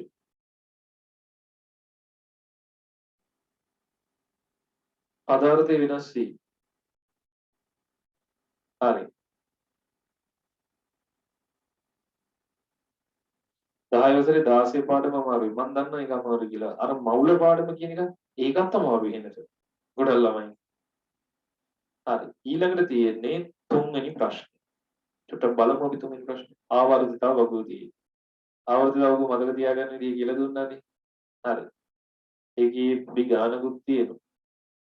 ඒ ගානත් හදමු. ගානත් හදමු. ගාන හදන්න කලින් කියන්න දේවල් ටිකක් තියෙනවා. හොඳට අහගන්න. පළවෙනි ප්‍රශ්නේ තිබ්බේ ඒ කොළ දිවිය. කොළ දිවියල තිබ්බේ අර ඒ කොළ දිවියල 10 ළමයි දන්නේ නැහැ කියලා කියද්දි අපිට එන ගැම්මක් ඉන්නවා. ගැම්මක් කියනවානේ අවුරුද්දක වයසයි කියලා. රෙකෝඩින් එක දානව නේද? නෑ දාන්නේ රෙකෝඩින්. ඔය හෙමීට කම්මැලි වෙන්න 10න් පස්සේ නිදාගන්නේ උන් ඉන්නේ. උන් තමයි ඔය දිගටම අහන්නේ රෙකෝඩින් එක දානවාද කියලා. ඒතකොට උන්ට නිදාගෙන පස්සේ බලනවා කියලා තියෙනවා. ඊට පස්සේ ඉතින් හැමදාම පස්සේ තමයි. හරිද? හැමදාම ඔය පස්සේ බලනවා කියලා වීඩියෝ තියෙනව නේද? පන්ති එහෙම. රෙකෝඩින් ඉල්ල ගන්නව නේද? උන්ට පස්සම තමයි අන්තිමට හම්බෙන්නේ. ඇයි? මොකද්ද හේතුව? මේ එහෙම තමයි. කරන්නේ නැහැ. අනික තමයි අපි ඔය YouTube channel එකේ දාන වීඩියෝ තියෙන්නේ. ඒවා ඒ වෙලාවෙන් බලන්නේ නැතුව ඩවුන්ලෝඩ් කරගෙන ගන්නවා පස්සේ බලන්න කියලා. ඒක හොඳයි ඩවුන්ලෝඩ් කරගත්තට කමන්නේ. ඒකට කවදාවත් ඌව බලන්නේ නැහැ. බලන්නකො ඩවුන්ලෝඩ් කරගත්තේ උන් කල්පනා කරලා කීයක් බැලුවද කියලා ඔක එකක්වත් බලලා නැතුව ඉතින්. right. මට ඔයාලට කියලා දෙන්න ඕන පාඩම් කරන පොඩි ක්‍රමවේද කීපයක් ගැන. ඔන්න හොඳට අහගන්න. පළවෙනි දේ තමයි මෙන්න මේ කියන දේ හොඳට අහගන්න. ඔයාලට දවසකට තනියම ඉස්කෝලේ වැඩ ටික කරන්න, පාඩම් කරන්න, ප්‍රශ්නයකට දෙකකට උත්තර ලියන්න, ඒ සඳහා තනියම වැඩ කිරීමට අඩුම තරමේ ළමයි දවසකට පැය 3-4ක් වගේ කාලයක් තනියම වැඩ කරන්න අවම වශයෙන් තියෙනවා. මං කියන්නේ මේ අඩුම ඊට වඩා කරනවා නම් හොඳයි. දවසකට පැය 3-4ක්වත් අඩුම වශයෙන් තියෙන්න ඕන. අඩුම වශයෙන්. හරි? එතකොට දැන් පැය 3-4ක් තියෙනකොට සමහර අය කල්පනා කරනවා මේ මට පාඩම් කරන්න කම්මැලි මං තව පන්තියකට යනවා කියලා. නමුත් මතක තියාගන්න මේ විභාගේ පාස් වෙන්නේ තනියම වැඩ කරන ප්‍රමාණය මත. ඒ නිසා ඔය පන්ති දෙක යන ඒවා තියෙනව නේද? ඒව නවත්තන්න. Tamanට එක පන්තියක් හොඳටම ඇති. එකකට යන්න. දැන් ගණන් පන්ති දෙකකට යනවා නම් Tamanට හොඳටම තීරණ එක පන්තියකට යන්න. දෙකට යන්න එපා තීරණයක් නැහැ කාලේ නාස්තිය. පැහැදිලිද? විද්‍යාව පන්ති යනවා නම් එකකට යන්න, පේපර් ක්ලාස් එකකට යන්න. හැම පේපර් ක්ලාස් එකකටම යන්න එපා. එකක් තෝරගන්න. අර කිනුත් කියනවා මේකෙත් කරනගෙන තණ්හාවට යන්න එපා. ඒක මොකුත් කරගන්න හම්බෙන්නේ. හරිද? එතකොට ඔන්ලයින් ක්ලාස් මැනේජ් කරන්නේ කොහොමද? ඒකටම ලේසිම ක්‍රමය තමයි තමන්ට කැමති එකට යනවා විදියට නොගිහින් ඉන්න. හරිද? ඒක තමයි ලේසිම වෙන්නේ. ඉතින් ටයිම් ටේබල් එකක් හදාගන්න. හරි? ටයිම් ටේබල් එකක් හදාගන්නේ කොහොමද කියලා. හැම එකක්ම බලලා තියෙනවා. ඔව්. ඒවා තනියම වැඩ කරන්න කාලය ඉතුරු කරගන්න. අනික සමහර විෂයන් තියෙනවා තනියම ඉස්කෝලේ උගන්වන ටික විතරක් ඇති වගේ විෂයන්. ඒවට පන්ති යන්න ඕනේ. ඒවට යන්න ඕනේ. දැන් ගොඩාක් වෙලාවට ළමයි පන්ති යන විෂයක් තමයි මේ අලුතෙන් පටන් ගන්නවා සෞඛ්‍ය පන්ති. හෙල්ත්. මට කියලා දෙන්න සමහර ළමයි සර් අද පන්ති වෙන්නේ අද හෙල්ත් පන්ති තියෙනවා. හරිද? හෙල්ත් පන්ති තියෙනවා කියන එක මට නේ hina වෙදී. ඉතින් මේ පන්ති කරාට කමන්නේ මං කියන්නේ ඉතින් තනියම මේව පාඩම් කරලා උඩ දාගන්න පුළුවන්. අනික ඔය ටයිම් ටේබල් හදන වැඩේ නම් ඒ තරම් විහිළු වැඩක් නෑ වෙන. සමහර උන් ටයිම් ටේබල් හදන එක හොඳ නේද? හරිද? වර්ක්ෂීට් එක වැඩ කරොත් හොඳයි. එහෙම එක එක්කිනාට හරියන ක්‍රම තියෙනවා මං කියන්නේ. හරිද? කොහොම හරි කමන්නේ මතක තියාගන්න. දැන් Taman කාලසටහනකට පාඩම් කරනවා නම් හරි. දවසකට එක විෂයක් පාඩම් කරනවා නම් හරි. දවසකට විෂයන් 9න් ටික පාඩම් කරන කෙනෙක් හරි. එක එක්කෙනාට හරියන ක්‍රමවේදයක් තියෙනවා. ඒ ක්‍රමවේදය පුතේ අපි කිව්වට බෑ. ඔයාලා මොකද කරන්න ඕන? තනියම වැඩ කරලා අඳුන ගන්න ඕන මට සුපිරියට සෙට් වෙන ක්‍රමවේදය මොකක්ද කියලා. ඊට පස්සේ Taman තනියම ඒ ක්‍රියාවලිය බොහෝ කාලයක් කරගෙන යන්න ඕන වෙලාව අරගෙන. දැන් මම O level කාලේ මට සෙට් වුණ ක්‍රමවේදය තමයි පාන්දර පාඩම් කරන එක. උදේ පාන්දර 3ට නැගිටලා 6:00 විතර වෙනකල් මම පාඩම් කරනවා. පාඩම් කරලා මම ඉස්කෝලේ යනවා. හවස ඉස්කෝලේ ටික ඔක්කොම ඉවර කරනවා. 10:00 වෙද්දි බුදි පාන්දර 3ට වෙද්දි නැගිටිනවා පාඩම්. ඒ මට සෙට් වුණ ක්‍රමවේදය. ඔයාලට ඊට වඩා වෙන එකක් සෙට් වෙන්න පුළුවන්. දැන් Tamanට සෙට් වෙන ක්‍රමවේදය අඳුන ගන්න. මොකද්ද Tamanට හරියන්නේ කියලා. හැම ගුරුවරයාම කියන කෙහෙල් මලම කරන්න එපා. පැහැදිලිද? Tamanට හරියන එක අඳුන ගන්න. ඔය කාලසටහන් කරන එක නම් බොරු වැඩක්. හැබැයි ඔයාලා මෙහෙම හිතෙන් කාලසටහනක් හදාගෙන තියාගන්න. හිතෙන් කාලසටහනක් හදාගෙන තියාගන්න. මං හෙට දවස් වෙද්දි මේ ටික ඉවර කරනවා. හෙට දවසේ මගේ ටාගට් ටික මේ. එහෙම පොඩි පොඩි ටාගට්ස් තියාගන්න. මහා විශාල ටාගට්ස් තියාගන්න එපා. හෙට දවසට මම මේ ටික, ඊළඟ දවසට මේ ටික. එහෙම ටාගට්ස් තියාගන්න. ඒ ටාගට් කවර් කරන්න වැඩ කරන්න. පැහැදිලි? නැත්තම් එහෙම වෙන්නේ මොකද්ද? මම ඉස්කෝලේ ගියේ කුලියාපිටිය මධ්‍ය විද්‍යාලයට. හරිද? කුලියාපිටිය සෙන්ට්‍රල් එකට. හරිද? ලංකාවේ තියෙන ජනප්‍රිය මධ්‍ය විද්‍යාල වලින් එකක්. CCT. ඔව්. ඉතින් මේ තමන්ට හරියන ක්‍රමවේදයේ තුල තනියම වැඩ කරගෙන යන එක තමයි මම කියන පළවෙනි උපදේශය. අනික අනවශ්‍ය විදිහට පන්ති යන්න එපා. අනික තමයි මෙන්න මේ තුන නම් හරියට දෙන්න ඕන. 1 2 3. පළවෙනි එක තමයි තනියම වැඩ කරගන්න කාලය තියෙනවා. අනිත් එක තමයි විවේකය. අටුම තරමේ පැය 5:00මාරක් 6ක්වත් නිදාගන්න. පැය 5:00මාරක් 6ක්වත් නිදාගන්න. හරි? ඊට පස්සේ තුන්වෙනි එක තමයි පෝෂ්‍යදායී ආහාර. ආහාර ගන්නවා කියන්නේ බඩ පැලෙන්න කන්න ඕනේ. හරිද? ඒ වුණාට Tamanට ඇති වෙන ප්‍රමාණයට ගන්න. එදිලි කියන්නේ බඩ පිළිලා ඇදිලා අර බඩේ තියෙන නැමුම් දිග ඇරිලා රයිස් ෆුල් රයිස් දෙකමාරක් විතර ගන්න. එහෙම නෙමෙයි මං කියන්නේ. ආහාර අවශ්‍ය ප්‍රමාණයට ගන්න. ඔය දැන් ඉන්න ගොඩක් ගෑනු ළමයින්ට ගැහුවාම පාර මුන් දෙකට කැඩෙනවා. ඉරටු වගේ අප්පා. හරිද? ඇයි? මුන් කන්නේ නේ. ආහාර ගන්නේ නේ. ඒක මානසික රෝගයක්. ඒ ආහාර ගන්න නැති එක. ඉතින් මේ ඒ විදිහට මගේ ප්‍රමාණයට මම මේ හරියට කාලේ තිබ්බ මට තනියෙන් වැඩ කරා. විවේකයේ මං හරියට ගත්තා. ආහාර ටික හරියට ගත්තා.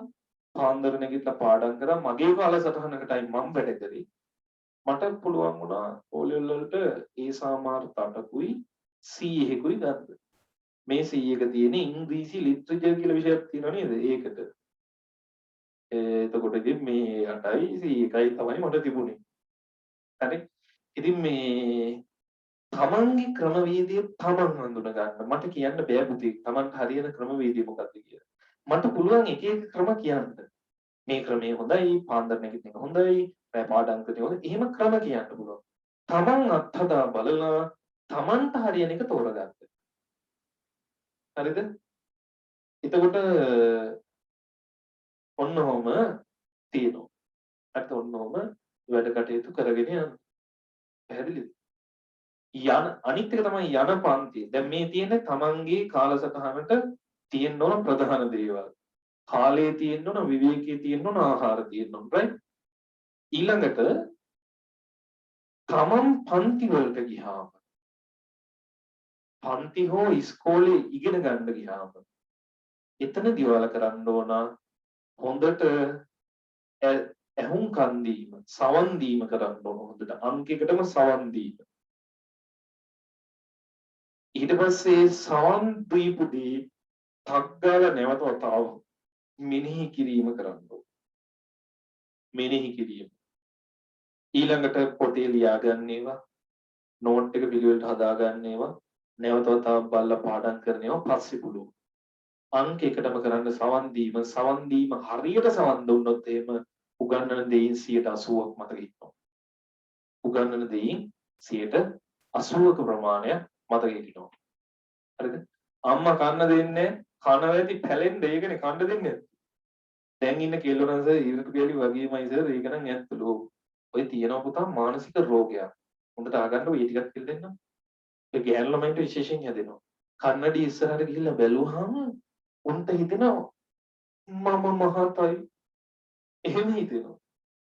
මහතයි කියලා හිතෙනවා උනට ඇත්තටම යා මහත නෙවෙයි නිකන් හිතෙනවා. ඒක මානසික රෝගී තත්ත්වයක්. ඊට පස්සේ කන් නැතුව ඉඳලා කෙට්ටු වෙලා ඉරටු වගේ වෙනවා.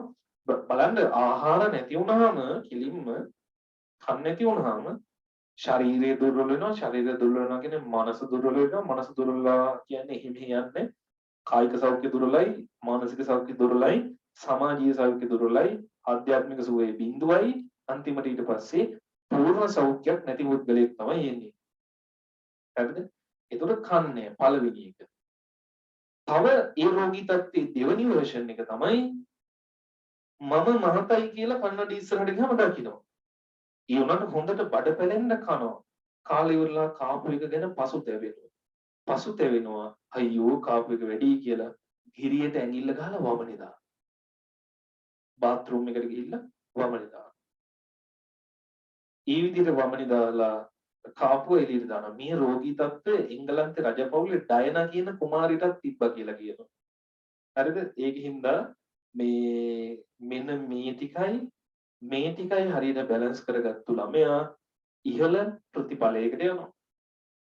ඉහළ ප්‍රතිඵලයකට යනවා. සර්ගේ තියරි ක්ලාස් එකට ජොයින් වෙන්නේ කොහොමද කියලා අහනවා. මෙන්න නම්බර් එකට මැසේජ් එකක් දාන්න 396. මම එතකොට විස්තර දෙන්නම්.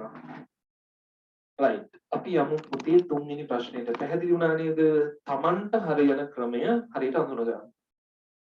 තමන්ට හරියන ක්‍රමවේදී අඳුන ගන්න අපිට ඒක කියලා දෙන්න බෑ. පැහැදිලිනේ? right. ඒකයි தত্ত্বය. නිදිමතට මොකද්ද කරන්නේ? තද නිදිමතයි නම් නිදා ගන්න තේරුමක් නෑ හැදලා ඉඳලා. මේමයි එකපාර නිදිමත නැති වෙන්නේ නෑ. දැන් හවස 4 නිදා ගන්න පුරුදුන එකේ රෑ 10 වෙනකල් ඇහැරිලා ඉන්නේ කරන්න බෑ. ඒතර ඌට පුළුවන් මේ 8 වෙනකල් ඇහැරිලා ඉන්න. දවස් දෙකක්. ඊළඟ ටික කාලේ වැඩි කරන්න. පැහැදිලිද? ටික කාලේ වැඩි කරනවා ඇරෙන්න එකපාර නිදි මරන්න කාටවත් බෑ. නිදි මරණ එකත් පුරුද්දට යන්න ඕන. පැහැදිලි නේද? හරිද? නිදිමත එන එක නැති කරගන්නේ ටික දැන් අද වෙනදට වඩා විනාඩි 15ක් ඇහැරලා ඉන්නවා. උදේට නැගිටින්න බෑනේ කියලා කියනවා. උදේට නැගිටින්න බැයි නම් රැයට පාඩම් කරලා උදේ ගන්න. සර් මම නම් 11 තියෙන නිදාගෙන 7ට හැරෙනවා. එක එක්කිනාට හරියන ක්‍රම තියෙනවනේ. හරිද? එක එක්කිනාට හරියන ක්‍රම තියෙනවා. ඒ නිසා තමන්ට හරියන ක්‍රමවේදය දන්නේ තමන්. ඒක තමන් ඉස්සෙල්ලා අඳුන ගන්න මාසයක් try කරන්න එක ක්‍රමවලින්. ඊට පස්සේ මාසය ඇතුළත තමන්ගේ ක්‍රමය හොයාගන්න. තමන්ගේ ක්‍රමය හොයාගෙන ඒ ක්‍රමයේ දිගේ මාස 6-7ක්වත් හරියට පාඩම් කරන්න පිළිවෙලට. අනිවාර්යෙන් ඒ නම ගත්ත හැකි. අනිවාර්යෙන් ඒ නම ගත්ත හැකි. ස්ථීරවම ගත්ත හැකි. හැබැයි Tamanට හරියන ක්‍රමය හොයාගන්න ඕන. නිදිමත આવොත් පුළුවන් ඔයාලට පොඩ්ඩක් ඉඳගෙන ඉන්න ඕන නැගිටලා පොඩ්ඩක් ඇවිදින්න. වතුර ටිකක් බීලා ඉන්න. නේද? පොඩ්ඩක් එහෙම කකුල් අතපය ගසලා දාන්න. ඊට පස්සේ මොනවාද පොඩ්ඩක් උඩ පයින්න. එහෙම හරි නිදිමත නැති කරගන්න පුළුවන් ඉතින්. right. අපි යමු තුන්වෙනි ප්‍රශ්නෙට. පුතේ වෙන්න ආවර්තිතාව වගුවක් තියෙනවා.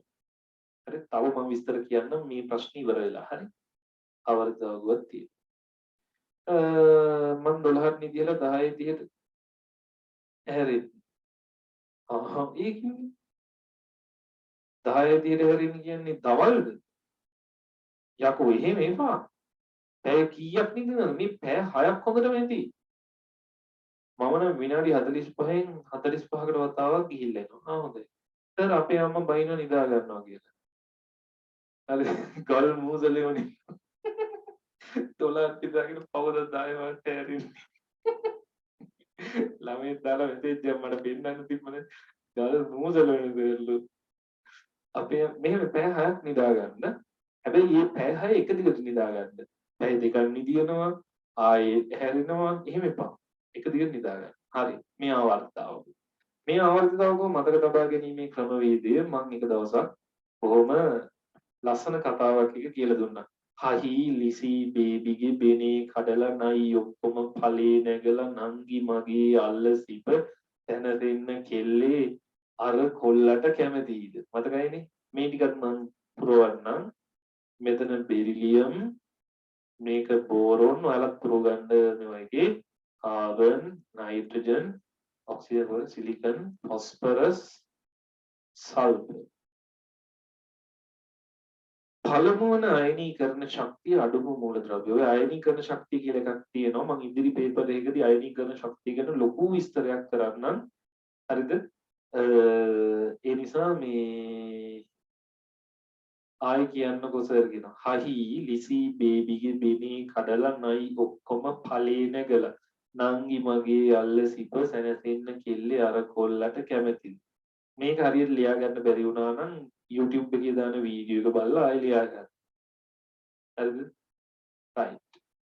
පළමු අයනීකරණ ශක්තිය අඩු මේක.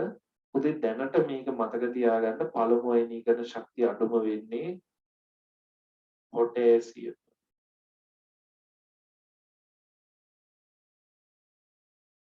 පොටෑසියම් පොටෑසියම්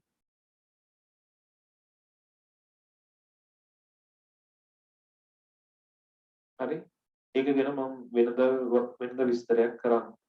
පුතේ මේ බෝරෝන් සහ සිලිකන් කියන මූලද්‍රව්‍යයන් දෙක ලෝහාලෝහ. ඒක තියෙනවා තුන්වෙනි පාඩම යටතේ ඒක පාඩම් කරලා මතක තියෙන්න ඕන. බෝරෝනුයි සිලිකනුයි ලෝහාලෝහ කියන. නමුත් දීලා තියෙන සිලිකන් විතරයි. එහෙනම් සිලිකන් ලෝහාලෝහයකි කියලා තමයි අපි ලියන්න වෙන්නේ. සිලිකන් ලෝහාලෝහයකි. මේක තියෙන්නේ තුන්වෙනි පාඩමේ අවසාන හරිය.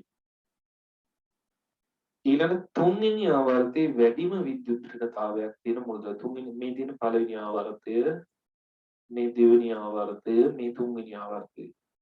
පුතේ විද්‍යුත් මේ ඔය මෙන්න මේ වචන දෙකට ඉරි ගහ ගන්නකො පළමුවන අයනීකරණ ශක්තිය.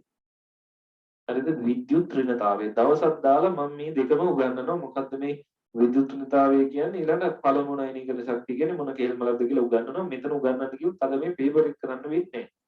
හරි? ඒ නිසා මේ ඊළඟ දවසක උගන්වන්නම් නේ. හොඳට මතක තියාගන්න. YouTube live ගන්න ලේසියිනේ සර්.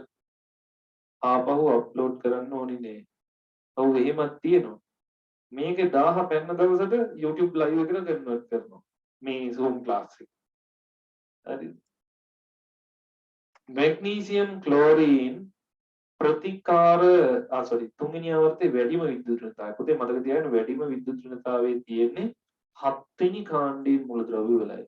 7 වෙනි කාණ්ඩේ නම් තුන්වෙනි ආවර්තයේ 7 වෙනි කාණ්ඩයේදී ක්ලෝරීන් නම් වැඩිම එක තමයි ක්ලෝරීන්.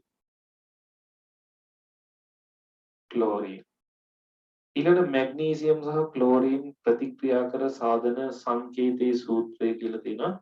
උදේ මැග්නීසියම් කියන්නේ Mg වල සංයුජතාවය 2යි ක්ලෝරීන් කියන්නේ Cl. ඒ සංයුජතාවය කියන වචනයත් මතක තියාගන්න. මේ තුනම ගැන වෙනම දවසක් දාලා උගන්වනවා පොඩි සෙමිනාර් එකක් වගේ කරලා. හරි. මැග්නීසියම් ක්ලෝරීන් වල සංයුජතාවය 1යි. සූත්‍ර හදදී සංයුජතාව මාරු වෙනවා. එතකොට එන්නේ Mg1 එක අපි ලියන්නේ Cl2 කියලා. Mg1යි Cl2යි. එතකොට Mg Cl2 MgCl2 වේ.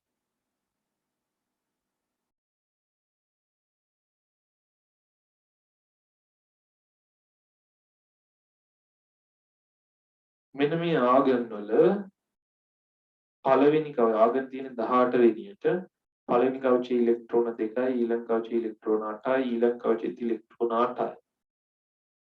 හරිද? මේ ශක්ති මට්ටම් තුනක් ඇති අතර අවසාන ශක්ති මට්ටමත් සම්පූර්ණ වෙලා තියෙනවා. මේ කියන්නේ දරුවෝ ආගන් ගැන. ආගන් ගැන. හරි? මේ මාසයට ඔක්කොම විෂයන් පාඩම් කරන්න පුළුවන්. පුතේ ගොඩක් වෙලාවට පොත් දිග අරගෙන පාඩම් කරන ළමයට අවුරුදු 50ක් පාඩම් කරත් ඔය ඔක්කොම පාඩම් කරලා ඉවර කරන්න බෑ. කවදාවත් අච්චු පොත් දිග අරගෙන පාඩම් කරන්න එපා. ප්‍රශ්න පත්‍රයක් ගන්න. අරගෙන ප්‍රශ්නයක් කරන්න ඒ විෂය කරුණ මතක නැත්තම් පොතෙන් ඒ ටික විතරක් පාඩම් කරන්න. ප්‍රශ්න පත්‍රයක් ගන්න ඒ ප්‍රශ්නය කරන්න ඒක මතක නැත්තම් පොතෙන් ඒ ටික විතරක් පාඩම් කරන්න. කොහොම ප්‍රශ්න පත්‍ර එක විෂයකට ප්‍රශ්න පත්‍ර 10ක් 20ක් කරනකොට මුළු සිලබස් එකම පාඩම් වෙනවා. ඔය පොත් දිග අරගෙන කරන ක්‍රමය කවදාවත් හරියන එකක් නෙමෙයි. මම නම් ජීවිතේට කරලා නැති අකමැතිම යාන ක්‍රමවේදයක් තමයි පොත් දිග අරගෙන පාඩම් කරන එක. මම නම් කරලම නැහැ. මම නම් කරන්නේ ගන්නවා ප්‍රශ්න පත්‍ර ටිකක් ඒ විෂයට අදාළ මොකක් හරි ගමන්නේ සිලබස් එක කවර් වෙන ප්‍රශ්න පත්‍ර ටික අරගෙන ප්‍රශ්න කරනවා ප්‍රශ්නේ මතක නැත්නම් විෂයන් ටික පොතෙන් පාඩම් කරනවා නේද විෂය ඒ කොටස විතර පොතෙන් පාඩම් කරනවා සර් ඉතල ගහ මොකද අන්න නෝට් කියවලා පාඩම් කරන ඇත්තටම බොරු ක්‍රමයක් ඈ අපෝ නෝට් කියවන එක හොඳයි ඒක ඵලදායීතාවය අඩුයි පැහැදිලිද මොකද අපි නෝට් එක කියවුවහම පස්සේ පේපර් එකට ලියන ක්‍රමවේදයක් වෙනම පුරුදු වෙන්න එපා පේපර්ස් ලියලා. නමුත් පේපර් ලියන ගමන් නෝට් එක කියවන ගමන් පාඩම් කරගත්තොත් හරි ෂෝට් නෝට් හොඳයි. ෂෝට් නෝට් හොඳයි පොඩි ෂෝට් නෝට් එකක් දාගත්තාම හොඳයි. හරිද? පොත බලාගෙන ප්‍රශ්න කරන එක හොඳයිද? හොඳයි. හැබැයි ප්‍රශ්නේ කරලා ඉවරලා පොත බලන එක තමයි හොඳම දේ. ප්‍රශ්නේ කරලා ඉවරලා පොත බලන එක තමයි හොඳම දේ. හරිද? පේපර්ස් කරද්දි මතක තියෙනවා වැඩි. ඔව්. ඇයි පේපර් එක ලියන එකත් හුරු වෙනවා. ගණන් තමයි කේස් එක. ගණන් කේස් එක නම් අසේල සර්ගේ පන්තියට යන්න. ගණන් කිසිම කේස් එකක් වෙන්නේ නැහැ. අපේ සිප්පේ කිව් ගන්නනවා අසේල ලක්ෂණ වලද සුපිරි ඉගෙනීමක් කරනවා ගණිතේ. පිළියට කරනවා. හරි? ඒ සර්ගේ පන්ති තියෙනවා මම දාන්නම් මේ ගෲප් එකට. ගිහිල්ලා බලන්න පන්තියකට හොඳට පැහැදිලි කරනවා මම වගේ. ඇත්තටම හොඳට පැහැදිලි කරනවා. right. ඊළඟට බලන්න සයන්ස් කොහොමද පාඩම් කරන්නේ? මගේ ටෙලිග්‍රෑම් ගෲප් එකේ MCQ ටික කරන්න, ඒ වීඩියෝ බලන්න, පේපර් ක්ලාස් එකට එන්න, පුළුවන් නම් තියරි පන්තිත් එන්න, මං කියන හැටියට වැඩ කරන්න ඒකක් ගත්තා. නම්බර එක දාන්නකෝ. අර දාලා තියෙන උඩ. හරි? සර්ගේ ගෲප් එකේ මොන හරි පේපර් ටිකක් දාන්න බැරිද? මොනවා හරි කියන්නේ මම ටෙලිග්‍රෑම් ගෲප් එකේ දාලා තියෙන MCQ නේ. හා බලමුකෝ. හරි. අපි දෙවෙනි කොටසට යමු. ඊළඟ කොටසට යමු. ඊළඟ කොටස පොඩි අමාරුයි කියලා හිතන කොටසක්. ඇත්තටම ඒක අමාරු නෑ. බලන්න මෙන්න මෙහෙම දත්ත දෙකක් දීලා තිනවා හොඳට බලන්න. මූලද්‍රව්‍ය දෙකකට අදාළ දත්ත පහත දැක්වලා තියෙනවා. එකක් තමයි C612 පරමාණු ස්කන්ධය මෙච්චරයි කියලා දීලා තියෙනවා. ඊළඟට දීලා තියෙනවා මේ සෝඩියම් මූලද්‍රව්‍යයේ පරමාණු ස්කන්ධය මෙච්චරයි කියලා දීලා තියෙනවා. සෝඩියම් වල සාපේක්ෂ පරමාණු ස්කන්ධය ලබා දෙන අසම්පූර්ණ සමීකරණය පහත දැක්වීම. හරි සෝඩියම් වල අසම්පූර්ණ සමීකරණ. පුතේ ඕනම දෙයක සාපේක්ෂ පරමාණු ස්කන්ධය හොයන්නේ මෙහිමයි. එම පරමාණු ස්කන්ධය බෙදන්න ඕන C612 සමස්ථානික පරමාණුක ස්කන්ධය. එම පරමාණු ස්කන්ධය බෙදන්න ඕන C612 සමස්ථානික පරමාණුක ස්කන්ධය. මේ බලන්න මේක හදන හැටි දැන් සෝඩියම් වල සාපේක්ෂ පරමාණු ස්කන්ධ මෙතෙන් දෙන්න ඕන සෝඩියම් මූලද්‍රව්‍ය පරමාණුක ස්කන්ධය කියන එක ලියන්න මෙතනින් සෝඩියම් මූලද්‍රව්‍ය පරමාණුක ස්කන්ධය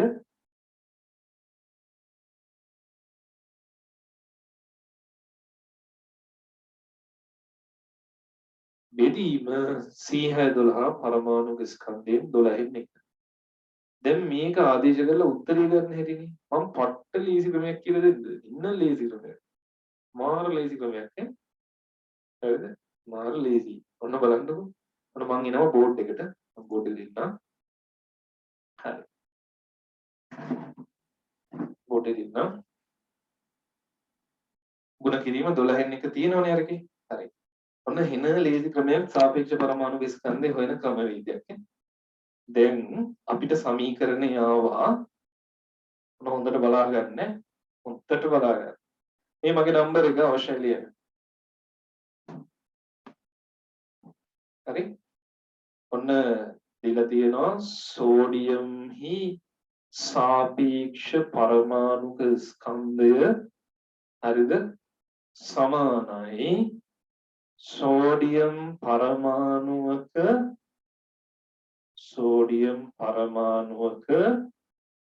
ස්කන්ධය සෝඩියම් පරමාණුක ස්කන්ධය බෙදීම C612 පරමාණුක ස්කන්ධයෙන් 12න් එක C612 පරමාණුක ස්කන්ධය ගුණ කිරීම 12න් එක ගුණ කිරීම 12න් එක හරි දැන් මේ බලන්න ඕනේ C සෝඩියම් පරමාණුක ස්කන්ධය කීයයි කියලා දරුවෝ දීලා තියෙනවද දැන් මේක 10 වසරේ අයට තාම ඉගෙනගෙන නැති වෙන්න පුළුවන් බය වෙන්න එපා දැනට මේක අහගෙන ඉන්න හරිද සෝඩියම් පරමාණු ස්කන්ධය දීලා තියෙනවා 3.819 ගුණ කිරීම 10 ඍණ 23 ග්‍රෑම් බෙදීම 1.999 ගුණ කිරීම 10 ඍණ 23 ග්‍රෑම් ගුණ කිරීම 12න් එක හොඳයි දැන් බලන්නකො දරුවනේ වැඩි ඒ හොඳට බලන්න 9.9 3 දැන් මේක සුළු කරන්න ගියාම සමහර ළමයි අඬනවා ඇයි අඬන්නේ මේක එන අමාරුයි කියලා මේකේ ඇති අමාරු මගුලක් නෑ මේ බලන්නකො සුළු කරන හැටි ඇඟට දැනෙන්නේවත් නැති වෙන්න සුළු කරනවා හොඳට බලන්න හොර ක්‍රමයක් කියලා දෙන්න යන්නේ හොර ක්‍රමයක් කියලා දෙන්න යන්නේ හොඳට බලන්න හරිද 3.819 ගුණ කිරීම 10 ඍණ 23 ග්‍රෑම් බෙදීම පුතේ මේ බලන්න මේ මෙතන 1.993නේ 9.9 කියලා කියන්නේ දෙකට සමානයිනේ මම මෙතන 1.99 වෙනුවට දානවා 2 කියලා ගුණ කිරීම 10 ඍණ 23යි ග්‍රෑම් ගුණ කිරීම 12න් එක ගුණ කිරීම 12න් එක දැන් බලන්න මේකෙදි මේක සිද්ධ වෙන ආකාරය මේ කැපෙන ආකාරය මොන් කපනේවා කපන්න ආසයට මේ ග්‍රෑම්ට ග්‍රෑම් කැපෙනවා පැහැදිලිද 10 ඍණ 23ට 10 ඍණ 23 කැපෙනවා හරි මෙවල මේ මෙතන 2.12යිනේ 2.1යි 2.6යි අර කිසිම ලඝු පොතක් ඕනේ නැහැ මේකට ලඝු පොත් අරගෙන ඔට්ටුනා නේද ඒ කාලේ කොහොම ලඝු පොත් නැතුව හදන ඇති ඒතකොට මෙතන ඉන්නේ 3.819 විතරයි මම මෙහාට ගන්නම් එතකොට මේ පැත්තෙන් හදන්නනේ මේ පැත්තට ගන්නම් දැන් ඉතුරු වෙන්නේ 3.819 බෙදීම 6න් එක මම මෙහෙම ලියන්නම් බෙදීම 6න් එක පහසු වෙන්න අර බෙදීම 6න් එක පල්ලෙහාට මෙහෙම ලියන්නම් ඈ බෙදීම 6න් එක ඒතකොට 3.819 බෙදීම වෙනකොට ගුණ කිරීම දාලා ඊළඟ එකේ උඩයට මාරු කර හැකි උඩයට මාරු කරපුවාම ඒ කියන්නේ පරස්පරිලි වේ 6න් ගුණ කරන්න මේක 6න් ගුණ කරපුවාම 9 වරක් 6 70 sorry 9 වරක් 6 54යි 4 දානවා 5ක් ඉතුරු වෙයි 6 වරක් 1 6යි 5යි 11යි එකක් ඉතුරු වෙයි 6 වරක්කට 48යි 49යි 4ක් ඉතුරු වෙයි 6 වරක් 3 18යි 18යි 4යි 22යි පුතේ 22.9යි 1යි 4නේ ආසන්න පූර්ණ සංඛ්‍යාවට වුවහම 23යි බලන්න සෝඩියම්ගේ සාපේක්ෂ පරමාණුක ස්කන්ධය 23යි ආය කියනවා අගයන් දෙක ආදේශ කරන්න අගයන් දෙක ආදේශ කරන්න දීලා තියෙනවා 10 ඍණ 23ට 10 ඍණ 23 කැපෙනවා g ට g කැපෙනවා මෙතන අපි 1.993 වෙනකොට දෙක දහ ගන්න ඒක හොර වැඩක් ඈ දෙක දෙම්මහම දැන් 1.993 කියන්නේ දෙකම තමයි මේ දෙකේවා 1යි දෙකේවා 12ට 6යි ඒතර පල්ලෙහා ඉතුරු වෙන්නේ එක බෙදීම 6. ඒ කියන්නේ 6න් එක පල්ලෙහා ඉතුරු වෙන්නේ. උඩ ඉතුරු වෙන්නේ 3.819. මම මෙහෙම ලියනවා 3.819 බෙදීම 6න් එකනේ. ඒක මම මෙහෙම ලියනවා. 3.819 බෙදීම 6න් එක. බෙදීම වෙනකොට ගුණ කිරීම දාලා පරස්පරය ලිව්වේ. 1න් 6ට. ඊට පස්සේ මේ 6න් ගුණ කරා 2.914 ආසන්න පූර්ණ සංඛ්‍යාවට වැටෙවුවාම 23යි කියලා එනවා. කොහොමද? හරි. තියරි ක්ලාස් එකේ ප්‍රකාශ විද්‍යාව ඉවරද? පුතේ තියරි ක්ලාස් එකට කැමති අය සම්බන්ධ වෙන්න පුළුවන්. එහෙම නැත්නම් අපි ලබන මාසේ පටන් ගන්න රිවිෂන් ක්ලාස් එකට සම්බන්ධ වෙන්න පුළුවන්. රිවිෂන් එකට ඒකේ විස්තර මම අපේ ගෲප් වල දාන්නම්. රිවිෂන් එක තාම දින නියම කරලා නැහැ කොයි දවස්වල තියෙනවද කියලා. රිවිෂන් එකේ කරනවා 10 ශ්‍රේණිය ඔක්කොම grade 10 ඔක්කොම කරනවා. හරිද? grade 10 ඔක්කොම කරනවා. grade 11 වල first term එක කරනවා. first term එක කරනවා. වෙලාව තිබ්බොත් second term එකත් කරනවා. එතකොට ඔයාලට ආයි සිලබස් එක ඉගෙන ගන්න ඕන කවුරු හරි ඉන්නවා නම් විද්‍යාව හරියට අහුවෙලා නැති. අපේ තියරි පන්තිලයි රිවිෂන් පන්තිලයි සම්බන්ධ වුණොත් යම් කිසි ළමෙක් දැනට යන තියරි පන්තියෙන් තුන්වෙනි වාරේ කවර් කරගත්තේ තුන්වෙනි වාරේ සහ දෙවෙනි වාරේ පාඩම් කීපයක් කවර් කරගත්තේ ඔක්කොම දැ රිවිෂන් පන්තියට ආවොත් එයාලට 10 ශ්‍රේණිය සම්පූර්ණමයි 11 ශ්‍රේණිය පළවෙනි වාරයයි සම්පූර්ණ කරගන්න පුළුවන්කම තියෙනවා මුල ඉඳලා උගන්නන නේ ආයේ මේ එක එක්කෙනාගෙන බලන්නේ කවුද සර් කිව්ව ගණන් සර් අසේල ලක්මාල් සර් හොඳට උගන්වනවා හරි බලන්න YouTube එකේ channel එකකුත් තියෙනවා maths with අසේල ලක්මාල් කියලා maths with අසේල ලක්මාල් කියලා හොඳට උගන්වනවා හරිද ඒ සරුත් පාඩම රිවිෂන් එකේ ෆීස් කීයද තාම රිවිෂන් එකේ ෆීස් නම් ගණනය කරලා නැහැ තියරි පන්තියේ මාසෙට දවස් 8ක් තියෙනවා හරි සර් හොරේ ස්ටෙප් එක ලියනවද ලියන්න අවුලක් නෑ සම්බන්ධ වෙන්න ඕන අය අන්න අර නම්බර් එකට මැසේජ් එකක් දාන්නකො ආසන සංඛ්‍යාව දාන්න බෑ මේක හොර ක්‍රමයක් හැම එකටම දාන්න බෑ හැබැයි ඔයාලගේ ඕලෙවල් මට්ටමට තියෙන එකට මේ හොර අංකේ දාලා මේ කරන්න පුළුවන් ඔව් රටක් හොරු පාලනය කරද්දී ඉතින් ඕකට හොර එකක් දැම්මම මොකද වෙන්නේ කියලා අහනවා නේද ඔව් ඒක හරිද තුන්වෙනි ටීචර්ස්ලා අපෙන් ඉගෙන ගනී වගේ මේ හොර ක්‍රමයේද ඔව් ඕවා කියලා දෙන්න යන්න එපා ඔය ටීචර්ස්ලා ඊට පස්සේ ඉතින් මේ මං හොර ක්‍රමය කියලා දුන්නේ ටක් ගාලා උත්තරේ ගන්න බලන්න කොච්චර ලේසිද කියලා 2.399 නම් කොහොමද කොල්ලෝ 3 වෙන්නේ එහෙම දාන්න බෑ කොල්ලෙක් නෙමෙයි කෙල්ලෙක් නේ දාන්නේ ප්‍රශ්න මොළ නෙමෙයි මොළ ගෙනාපු නැව් අප්පලු හරි right අපි යමු ප්‍රශ්නෙට දැන් මේක හරි නේද හදාගෙන ඉවරයිනේ මේක මම ඔය ගණන් හදලා O level ගණන් හදපුවාම මට තේරුම් ගියා මෙතෙන්ට දෙක දැම්මට උත්තරේට ලොකු හානියක් වෙන්නේ නැහැ කියලා. හරිද? උත්තරේට ලොකු හානියක් වෙන්නේ නැහැ කියලා. රෙකෝඩින් එක ගන්න පුළුවන් ද සිප්කන් එකෙන්? දැන් නම් රෙකෝඩින් මැකිලා ඇති පුතේ. සිප්කන් එකේ උනත් රෙකෝඩින් මැකිලා ඇති. ක්ලාස් ඉවර වෙන්නේ 11ට. තව විනාඩි 20ක් විතර ඉවසලා ඉන්න. සර් අපිට ෆ්‍රයිඩේ කරපු සෙමිනාර් එක කරන්නේ නැද්ද? පුතේ මේ මාසේ සිප් එකෙන් මට තාම කිව්වේ නැහැ සෙමිනාර් එකක් කරන්න කියලා.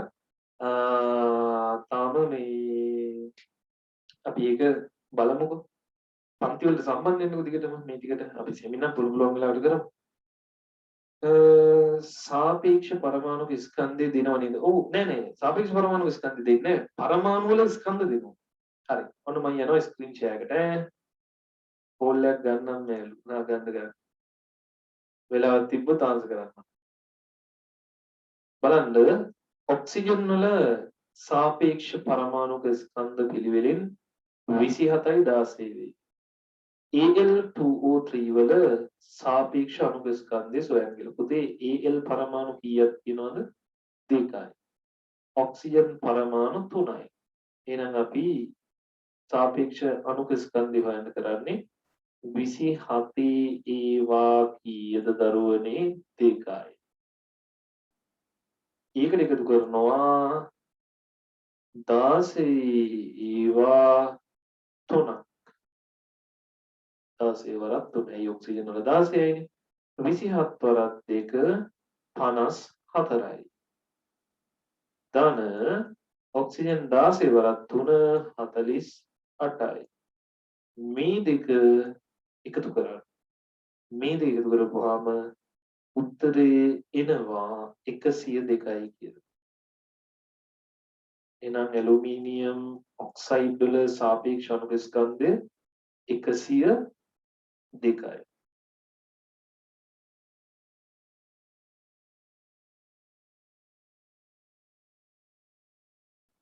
සර් මේ ප්‍රශ්න පත්‍ර ක්ලාස් එකේ මුල් එක බලන්නේ කොහොමද? YouTube channel එකට යන්න මගේ නමින් දෙන ඉසුරු L ජයම්පති කියන YouTube channel එකට යන්න ඒකේ තියෙනවා. රිවිෂන් කරද්දි කැමැති පාඩම විතරකට එන්න බැරිද? එහෙමනම් තාම හදලා නැහැ කැමැති පාඩම් වලට විතරක් එනවා නම් ඉතින් මේ පාඩමට අදාළව මේ මාසෙම යනවා නම් ඒකට ඒ ගෙවීම කරන්න වෙනවා මම දන්න හැටියට සිප් එකෙන් තමයි ඒක අහන්න ඕන මම ඒක බලලා කියන්නම් දරුවෝ ඒගොල්ලෝ කොහොමද දන්නේ ෂෙඩියුල් කරලා තියෙන්නේ රිවිෂන් එක මම ඒගොල්ලන්ගේ ඉල්ලීමට තමයි කරන්නේ හරි ඊළඟට සිලිකන් මූලද්‍රව්‍යයේ මෞලික ස්කන්ධය හරිද සිලිකන් මූලද්‍රව්‍යයේ මෞලික ස්කන්ධය මෞලික ග්‍රෑම් 28යි සිලිකන් පරමාණුක ස්කන්ධය කීයද කියලා බලන්න. හරිද? ඉස්සෙල්ලාම අපි සිලිකන් මෞලික ස්කන්ධය 28යි. මෞල පහක ස්කන්ධය කීයද කියලා හොයන්න කොහොමද කරන්නේ අපි? අපි ඉස්සෙල්ලාම පල්ලෙහෙක් කරලා ඉමු. මෞලික ස්කන්ධය කියන්නේ මොකද? මෞලික ස්කන්ධය 28යි. මෞල පහක ස්කන්ධය හොයන්න මොකද කරන්නේ? 28 කීයෙන් බෙදනවද? ගුණ කරනවද? ඒ වගේම පහක් නේ. 28 පහෙන් ගුණ කරනවා. 28 පහෙන් ගුණ කරපුවාම මෞල භාගයෙන් 5 40යි බිංදුව දාන එකක් ඉතුරු වෙයි 5 2 10යි 10යි 4යි 10 දැන් සිලිකන් මෞල භාග ස්කන්ධය දැන් 140යි ඒක කරලා තියන්නේ සර් 10 11 විතරද ක්ලාස් කරන්නේ නෑ පුතා 9ක් කරනවා 9ක් කරනවා තව පොඩි පන්තිත් කරනවා ඒවනම් රූම් ක්ලාසස් තියෙන්නේ හෝල් වගේ අර ලොකුවට ළමයි එකතු වෙන ක්ලාසස් නේ තියරි ක්ලාස් තියෙන්නේ පුතේ අඟහරුවාදයි බදාදයි 8:00 ඉඳලා 10:00 වෙනකල් තියෙනවා දවස් දෙකම 11 ශ්‍රේණිය ඊට පස්සේ 10 ශ්‍රේණිය තියෙනවා බ්‍රහස්පතින්දා ඉරිදා කියන දවස් දෙකේ 6:30 ඉඳලා 8:30 වෙනකල් ඒ ලෙවල් නැද්ද ඒ ලෙවල් SFT කරනවා මේකට ෆීස් කීයද මේකට ෆීස් එකක්වත් ගන්න මේක නොමිලේ යන ප්‍රශ්න පත්‍ර පන්ති මේක නොමිලේ යන හරි පුතේ මෞලික ස්කන්ධය ග්‍රෑම් 28යිනේ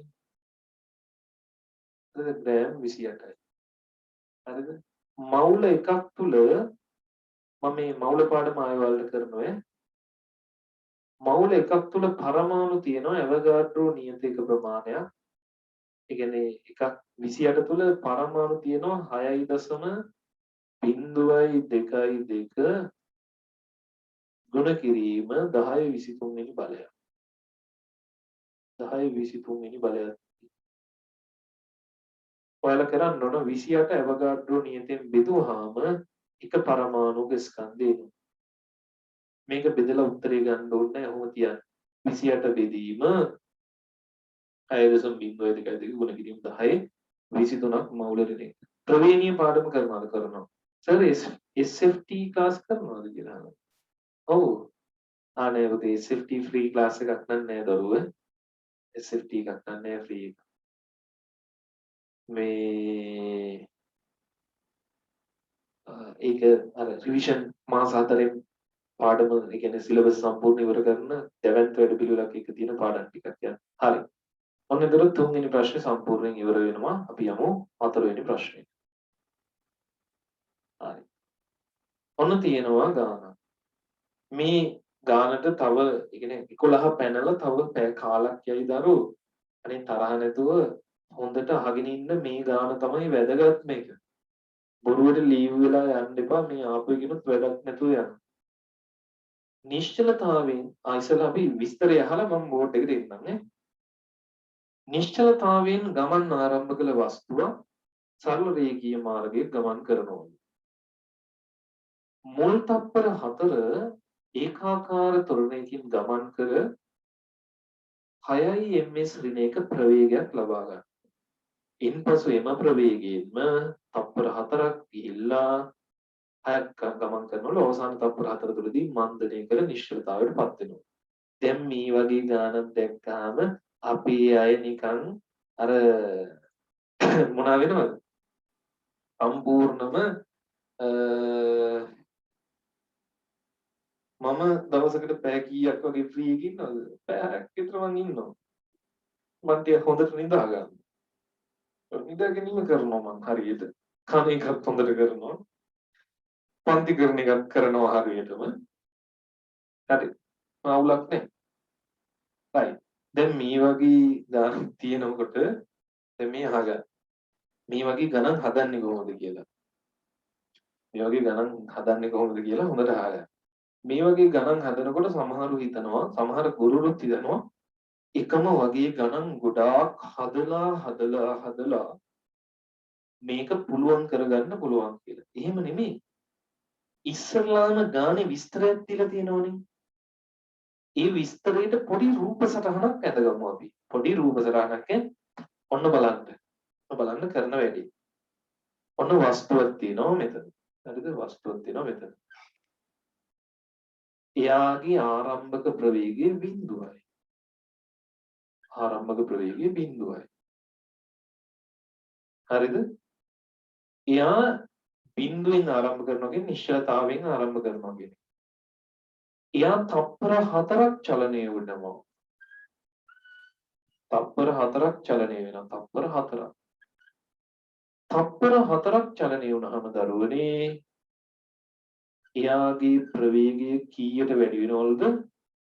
6ට වැඩි වෙනවා. ඔන්න ඕකනේ ගානේ පළවෙනි කොටසේ තියෙන්නේ. බිඳුවේ තියෙන එක තප්පර 4ක් ඇතුළත 6ට වැඩි වෙනවා. එතකොට මෙයාගේ ප්‍රවේගය වැඩි වෙලා නේද? මේ ටිකේ ප්‍රවේගය වැඩි වෙලානේ. පුතේ ප්‍රවේගය වැඩි වෙලා කියන්නේ මෙන්න මේ කොටසේදී වස්තුව මොනකට ලක් වෙලාද? වස්තුව ත්වරණයකට ලක් වෙලා. වස්තුව ත්වරණය වෙලා. එහෙනම් මම මේ කොටසේ ලියනවා මේ ටිකේදී ආර සිද්ධ වෙලා තියෙන දේ ත්වරණය තමයි මේ ටිකේදී ආර සිද්ධ වෙලා තියෙන්නේ. මොකද ලියන්න එපා බලාගන්න. ත්වරණය තමයි සිද්ධ වෙලා තියෙන්නේ. ඊළඟට එම ප්‍රවේගයෙන්ම තව තප්පර 6ක් යනවලු. ඒ ප්‍රවේගයෙන්ම තව තප්පර 6ක් ඉස්සරහට යනවා. එතකොට තව තප්පර 6ක් ඉස්සරහට යනවා. හරි?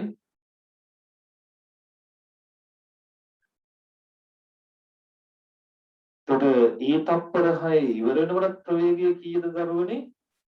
ඒ තප්පර 6 ඉවර වෙනකොට 6ම තමයි. 6ම තමයි ප්‍රවේගය වැඩි වෙන්නේ නැහැ. දැන් ඒ තප්පර 6 පටන් ගත්තත් 6යි ඉවර කරත්තත් 6යි. එකම ප්‍රවේගයෙන් යන්නේ ඒ ටිකේ. එහෙනම් ඒ ටිකේ වෙලා තියෙන සිද්ධිය මොකද්ද? ඒකාකාර ප්‍රවේගය. නේද?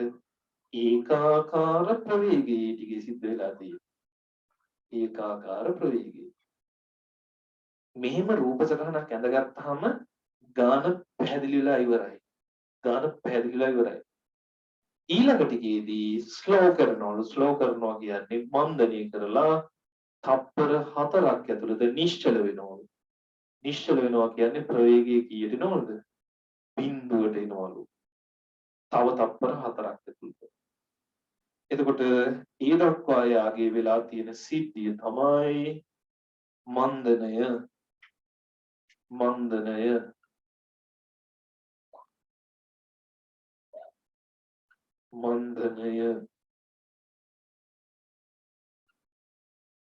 මන්දනය වෙලාවට මේ විදිහට ගාන රූප සටහනක දාගත්තාම පට්ට පැහැදිලි කරලෝ කියනවා. හරි එන්නට පැහැදිලි. දැන් අපිට ප්‍රස්ථාරය අඳින්න කියනවා. ප්‍රස්ථාරය අඳින්නේ කොහොමද මේ බලගන්න. ප්‍රස්ථාරය අඳින්නේ හොඳට බලාගන්න. ප්‍රස්ථාරයේ අක්ෂ දෙකක් තියෙනවානේ. x අක්ෂයයි y අක්ෂයයි. x අක්ෂයේ සෑම විටම ලකුණු කරන්නේ මොනවද දරුවනේ? කාලය. කාලය ලකුණු කරන්නේ තප්පර වලින්. y අක්ෂයේ ලකුණු කරන්නේ ප්‍රවේගය.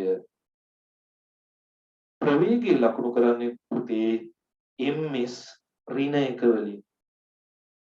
ms ඍණ එක වලින්. හරි? දැන් බලන්න පටන් ගන්නකොටම කාලය මෙතන බිඳුවයිනේ. මම මෙතන කාලයන් ටික දාගෙන යන්නම්කෝ. කාලය මෙතන ආරම්භක කාලේ බිඳුවයි. මෙතන තප්පර 4යි. මෙතන තව 6ක් කියන්නේ 4ට කීයක් එකතු වුණාම 6ක් වෙනවා 10යි. තව තප්පර 4ක් එකතු වුණාම මෙතන 14යි. බලන්න මේ තප්පර බිඳුවේදී ප්‍රවේගය කීයද? බිඳුවයි. එහෙනම් කාලයේ බිඳුවේදී ප්‍රවේගයේ බිඳුව. ඊළඟට තවත් විශේෂ ස්ථානයක් තමයි තප්පර 4ේදී ප්‍රවේගය 6යි. එහෙනම් තප්පර 4ේදී ප්‍රවේගය 6ක් කියලා හොම එනවා. බලන්න දරුවෝ ඒක ලස්සනට එන විදිහ. 4ේදී ප්‍රවේගය 6යි. ඊළඟට තවත් විශේෂ ස්ථානයක් තප්පර 10ේදී 10ේදී ප්‍රවේගය කීයමද? 10ේදී ප්‍රවේගය 6ම තමයි වැඩි වෙන්නේ. ඊළඟ 14ේදී ප්‍රවේගය 0යි. 14ේදී ප්‍රවේගය 0යි. එහෙනම් 14 මෙන්න මෙතන තමයි ලකුණු කරන්න ඕනේ. ඔහොම විශේෂ ස්ථාන 4ක් අපිට එනවා ලකුණු කරන්න. ඊට පස්සේ මුල ඉඳලා මේවා යා කරනවා. ඔවුන් බලන්න ඉන්න ප්‍රස්ථාරය මෙහෙම එකක් එනවා. මෙහෙම හැඩයක් එනවා. මෙහෙම හැඩයක් එනවා. මේ හැඩේ ඉන්නේ මොනකටද? ප්‍රස්ථාරයේ ප්‍රවේග කාල ප්‍රස්ථාරවල මේ වගේ හැඩයක් ආවොත් අනිවාර්යෙන් ඒක ත්වරණය. මේ වගේ හැඩයක් ආවොත් ඒකාකාර ප්‍රවේගය. ඒව ලියන්න ඕනේ මම නිකන් ලිය. ඒකාකාර ප්‍රවේගය. ඊළඟ මන්දනය. පුතේ මතක තියාගන්න මේ වගේ ගැටලු විසඳන්නේ වචනයෙන් වචනය රූප සටහනක දාලා. පැහැදිලිද? වචනයෙන් වචනය රූප සටහනක දාලා තමයි මේක හඳුනගන්න පුළුවන්කම තියෙන්නේ. මම හිතනවා පැහැදිලි ඇති කියලා. එහෙනම් අර කොටු ඇතුලේ මේ රූප සටහන ටක් ගාලා දාගෙන ප්‍රස්ථාරයක් ඇඳගන්න. රූප සටහන අනිවාර්ය අවශ්‍යතාවයක් නෙමෙයි. හැබැයි ඇඳගත්තට පස්සේ සුපිරියකට මොනා කරන්න පුළුවන්ද? ඇඳගත්තට පස්සේ සුපිරියකටම අපිට පැහැදිලිව අඳින්න පුළුවන්. ඔය පාඩමට සෙමින එකක් කරන්නකො කරමු. ඔය ක්‍රමයේ විස්ථාපන කාල ප්‍රස්ථාරවලදී වෙනස් වෙනවා. ඔව් ඒකට අඳින රූප සටහන වෙනස්. ඒකට අඳින රූප සටහන වෙනස්. අග්ගලඳ ගන්න. සර් පැය කීයක් විතර ෆ්‍රී එකේ ඉන්නද? ඒ දෙයනේ කිව්වේ. ඉන්නද? ඔයාලා ෆ්‍රී එකේ ඉන්න වෙලාව.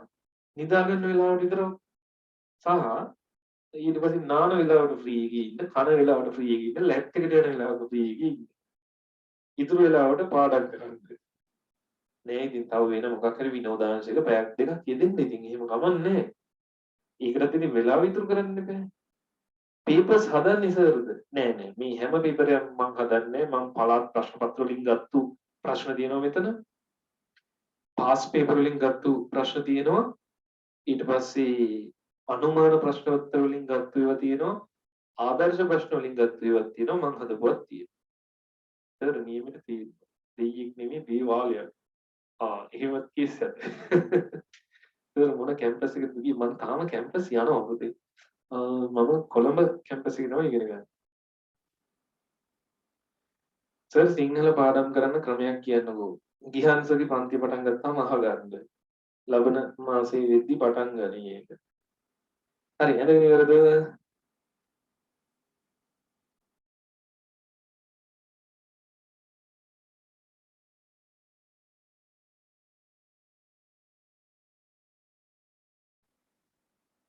හරි ඇඳගෙන ඉවරද? මට තව විනාඩි 5ක් දෙන්න පුතේ. ඉවසලා ඉන්න 11:05 වෙනකොට අපි ඉවර කරමු. ප්‍රකාශ විද්‍යාව පාඩමේ සෙමින එකක් කරන්න වේද බලමු. සර් බීටෙක් වල ජොබ් තියනවාද? අනේ දන්නේ දරුවනේ තාම කට්ටිය එළියට එලා සර් පාස් පේපර් කරනවාද? ඔව් කරනවා. ඔයාලා දන්නවද සර් මොන පේපර්ස්ද රෙකමන්ඩ් කරන්නේ? මම රෙකමන්ඩ් කරන්නේ 4 අනුමාන ප්‍රශ්න පත්‍ර කට්ලේ 4. මොකද ඒකේ ප්‍රශ්න අමාරුයි. හරිද?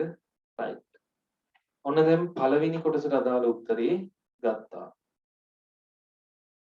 ගියාන් සර් සම්මන්ත්‍රණ කරන්නද කරයි. ඉස්සෙල්ලා සම්මන්ත්‍රණයක් කරයි මේ මාසේ පොඩ්ඩක් නැවැත්තුව ওই සංචලන සීමා ඒවා මේවා නිසා අපිටත් එහි මෙහි ආගන්න බෑ. පොඩි ගැටලු ටිකක් නිසා. හරිද? ෆ්‍රී සම්මන්ත්‍රණ කරයි. ආගන්න. සර් කැම්පස් එකේ මොනවද ඉගෙන ගන්නේ? දේශීය වෛද්‍ය විද්‍යාව හා ශල්‍ය වේදී කියලා එකක් තියෙනවනේ දාන්න එක තමයි ඉගෙන ගන්න. සර් මොන ඉයර් එකේද? 3rd ඉයර් එකේ. ICT තියනවාද? ICT තියෙනවා. තුසිත සර් තමයි කරන්නේ. හරි? right. සර් දැන් SFT BST එකද අමාරු. SFT අනිවාර්ය විෂයක් ඈ. BST කරත් ඉංජිනේරින් කරත් ඒක කරන්න ඕන. තියරි කියන්නේ මොන පාඩද? තියරි කියන්නේ පද්ධති. මුන්ට තියෙන ප්‍රශ්න. කවුද මේ මොන එක නායකද දන්නේ නැහැ පුතේ. ඉතිහාසයට කවුරුත් නැද්ද? සර් ડોක්ටර් කෙනෙක් වෙන්න ඉගෙන ගන්න. ඔව් එහෙම හිතාගෙන තමයි ඉගෙන ගන්න. රයිට්. මේ ප්‍රශ්න 10 සර් රැග් දීලා නැද්ද? මම රැග් සීසන් එකේ ගියේ නේ. මොන මගුලද? එක එකාගෙන් රැග් වෙන්න අපි. ඉක්මනට කරමු. හරි. හඳුනි ඉවරනේ. ඊළඟට දෙවෙනි ප්‍රශ්نين අහනවා. පළමු තප්පර 0 ඉඳලා 4 තුල වස්තුවේ ත්වරණය කුමක්ද? පුතේ මේ බලන්න. මේ බලන්න. දෙවෙනි ප්‍රශ්نين අහනවා. දෙවෙනි ප්‍රශ්نين අහනවා. පළමු තප්පර 4 තුල ත්වරණය. පුතේ ත්වරණය හොයන්නේ කොහොමද? ත්වරණය හොයන සමීකරණය මොකද්ද? ත්වරණය සමානයි ප්‍රවේග වෙනස බෙදීම කාලය. යටිල් යන සමීකරණය ත්වරණය සමානයි ප්‍රවේග වෙනස බෙදීම කාලය කියලා. දැන් බලන්නකො පුතේ පළවෙනි තප්පර 4 පටන් ගන්න බිඳුවේ. අවසන් කරන්නේ 6ෙන්. එහෙනම් ප්‍රවේග වෙනස කියන්නේ 6න් බිඳුවක් අඩු කරන්න ඕන. 6 අඩු කිරීම බිඳුව. කාලය තප්පර කීයද? තප්පර 4යි. 6න් බිඳුවක් අඩු කරපුවාම 6යි. 6 4න් බෙදුනහම උත්තරේ එනවා 1.5යි කියලා. ත්වරණයක් නිසා අගය ms ඍණ 2. ත්වරණයක් නිසා අගය ms ඍණ 2.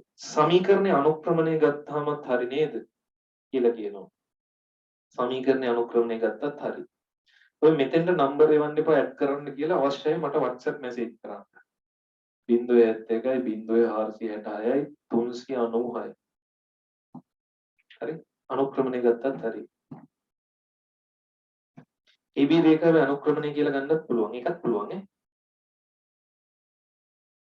dead bodies කවන්න දෙනවද? ඔව් අපි කපලා බලමු. ඊළඟ එක තොරණයෙන් පස්සේ වස්තුව චලිතය ආරම්භා වස්තුව කිලෝග්‍රෑම් 2යි නම් චලිතය ආරම්භා තප්පර 6ක් ගත වන මොහොතේ වස්තුවේ ගම්‍යතාවය සොයන්න. හරි. තුන්වෙනිකින් අහනවා බය නැද්ද? බය නැහැ. දවසක ඔය කපපු වීඩියෝ එකක් පෙන්නන්නම්කො ස්ක්‍රීන් ෂෙයා දාලා හොරෙන් වීඩියෝ කරගත්තා වගේ. තුන්වෙනිකේ අහනවා ගම්‍යතාවය කීයද කියලා. තුන්වෙනි කොටසේ අහනවා ගම්‍යතාවය කීයද. ගම්‍යතාවය කියන්නේ දරුවනේ ස්කන්ධය ප්‍රවේගයෙන් ගුණ කරපුවාම ලැබෙන උත්තරේ. ස්කන්ධය ගුණ කිරීම ප්‍රවේගය. ස්කන්ධය කිලෝග්‍රෑම් 2යි තප්පර 6ක් ගියා කියන්නේ මේ 4 පහු කරලානේ. එනේ ඒකාකාර ප්‍රවේගයෙන් යන අවස්ථාව. ඒකාකාර ප්‍රවේගය 6යි ms ඍණ 1. දෙවරක් 6 12යි kg ms ඍණ 1. 12යි kg ms ඍණ 1 කියලා තමයි උත්තරේට එන්නේ. කපන්න ඕනේ ඕනේ. සර් අපිට ආයේ හදවතක් කපලා වෙන්නේ. අහා ඔය මං නාරම්වල පන්තියේදී හදවතක් කපලා වෙන්නුවා ළමයින්ට 9 වසරේ. හරි. ඔන්න ගම්මිතාවේ හොයාගත්ත වෙලට ටක් ගාලා ලියාගත්තනේ තුන්වෙනි එක නේද? ඊළඟ හතරවෙනි එක. හතරවෙනි එක. නේ මේ හතරනේ. ඒකට පස්සේ හතරනේ තිබිලා තියෙන්නේ. ඕකනේ. ඊළඟ අවසාන තප්පර 4 තුල ගම්මිතාවේ වෙනස් වූ ආකාරය. පුතේ මේ බලන්න අවසාන තත්පර 4. මෙතනදිත් ගම්ම්‍යතාවයේ 12යි. මෙතන ප්‍රවේගී බිඳුව නිසා ගම්ම්‍යතාවයේ බිඳුවයි. හරිද? එයි දෙක ප්‍රවේගී බිඳුවෙන් ගුණ කරපුවම ගම්ම්‍යතාවයේ බිඳුව. එහෙනම් අවසාන තත්පර 4 තුල මේක හතරවෙනි ප්‍රශ්නේ. මේක හතරවෙනි ප්‍රශ්නේ. පස්වෙනි ප්‍රශ්නෙට ලියන්න මෙහෙම අවසාන තත්පර 4 තුල ගම්ම්‍යතාවය වෙනස් වූයේ කෙසේද කියලා 12 ගම්ම්‍යතාවයේ 12 සිට බිඳුව දක්වා ක්‍රමයෙන් අඩු විය. ගම්ම්‍යතාවයේ 12 සිට බිඳුව දක්වා ක්‍රමයෙන් අඩු විය.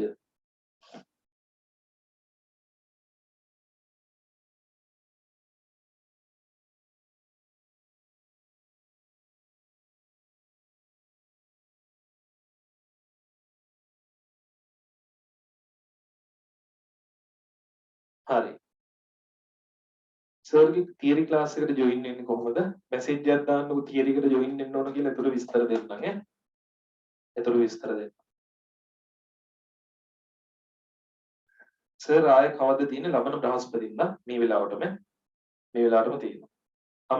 අනිත් සබ්ජෙක්ට් වල හිටියනම් සර් වගේ අය මට්ට කියලා දෙන්න. එහෙම තමයි ඉතින්. ඉතින් හැම ගුරුවරයාම එකම විදිහ නෑ. ඉතින් ඒක එහෙම තමයි. ඒ වුණාට ඉතින් මම උගන්වන දේවල් සමහර ළමයින්ට ගැලපෙන්නේ නැති අයත් ඇති ඉතින්. හරි? 6 වෙනි ගාන. 6 වෙනි ගානේ ඒ කොටස. ඒ කොටසේ අහනවා පළවෙනි තත්පරය 4 ඇතුළත යෙදුණු බාහිර අසමතුලිත බලය. බාහිර අසමතුලිත බලය හොයන්නේ F සමානයි ma වලින්. m ගේ අගය කිලෝග්‍රෑම් 2යි, a ගේ අගය තොරණ හෙව්වා අතන පළවෙනි තත්පර 4 තොරණ හෙව්වා 1.5යි කියලා. 2 1.5න් ගුණ වුණාම උත්තරේ නිව්ටන් 3යි කියලා එනවා. නිව්ටන් 3යි. ඊළඟ B කොටසින් අහනවා තත්පර 4 ඉඳලා 10 දක්වා ඒකාකාර ප්‍රවේගයෙන් යනවා නම් නිව්ටන්ගේ මොන නියමයේද පිළිපදින්නේ කියලා. ඒකාකාර ප්‍රවේගය හෝ නිශ්චලතාවය නම් නිව්ටන්ගේ පළමු නියමය. නිව්ටන්ගේ පළමු නියමය තමයි පිළිපදින්නේ. සර් අපිට සර් වගේ ගුරුවරයෙක් හිටියා නම් අද අපිට නිව්ටන්ලා තමයි. අම්මෝ නිව්ටන්ලා නම් වෙන්න එපා. ඊට පස්සේ මොන හරි හොයා ගන්නවා. ඊට පස්සේ මොකද වෙන්නේ? ඕවත් සිලබස් වලට ඇතුල් කරනවා. ඊට පස්සේ ගුරුවරු වෙච්ච අපි අමාරුයි. ෆිසික්ස් පාඩම් සෙට් එකම දවසකට සෙමින එකක් දානවද සර්? දාමු දවසක. හරි? ඉතින් එහෙනම් දරුවනේ අද දවසේදී ව්‍යුහගත රචනා ප්‍රශ්න 4 ඔන්න මම සාකච්ඡා කරා. ඊළඟ දවසේදී අපි සාකච්ඡා කරනවා මේ පේපර් එකේ ඉතුරු ටික B කොටසේ රචනා ප්‍රශ්න 3. දැන් ඔයාලා මම සාකච්ඡා කරපු හැටි ඔයාලට පේනවනේ. හරිද? ඊ සාකච්ඡාවට අදාළ තියරි කොටස උගන්වලා ඊට පස්සේනේ සාකච්ඡා කරන්න යන්නේ. එතකොට ඔයාලට හොඳට තේරෙනවා. පැහැදිලි හොඳට තේරෙනවා. එතකොට ඔයාලට පහසුවෙන් ඉගෙනුම් කටයුතු කරන්න පුළුවන්. හරිද? ඊතල වලින් මොකක්ද සර් ක්ලාස් එක නම් මරු කියලා කියනවා. හරි. එහෙනම් පුතේ අපි අද නවත්තමු. ලබන බ්‍රහස්පතින්දත් හම්බෙනවා. මම ඔයාලගෙන් ඉල්ලන එකම ඉල්ලීම තමයි අපේ පන්ති ගැන අනිත් ළමයින්ට දැනුවත් කරන්න. අපි මේ පේපර් ක්ලාස් එකේ නොමිලේ පේපර් ක්ලාස් එක දාන ලින්ක් එක අනිත් අයට ෂෙයා කරන්න. ටෙලිග්‍රෑම් channel එකට ඇඩ් වෙන්න අනිත් අයවත් ඇඩ් කරන්න. එච්චරයි මම ඉල්ලන ඉල්ලීම. හොඳයි. එහෙනම් අපි අද නවත්තමු. එහෙනම් පරිස්සමට ගෙවල් වලට වෙලා ඉන්න. එහෙනම් ඉතින් සියලුම දෙනාට සුබ සතියක් ප්‍රාර්ථනා කරනවා. ලබන බ්‍රහස්පතින්දා රාත්‍රී 9ට 10:11 ශ්‍රේණි නොමිලේ ප්‍රශ්න පත්‍ර පන්තියෙන් හමු වෙමු. ඉතින් ඔබට සුබ සතියක්. තෙරුවන් සරණයි.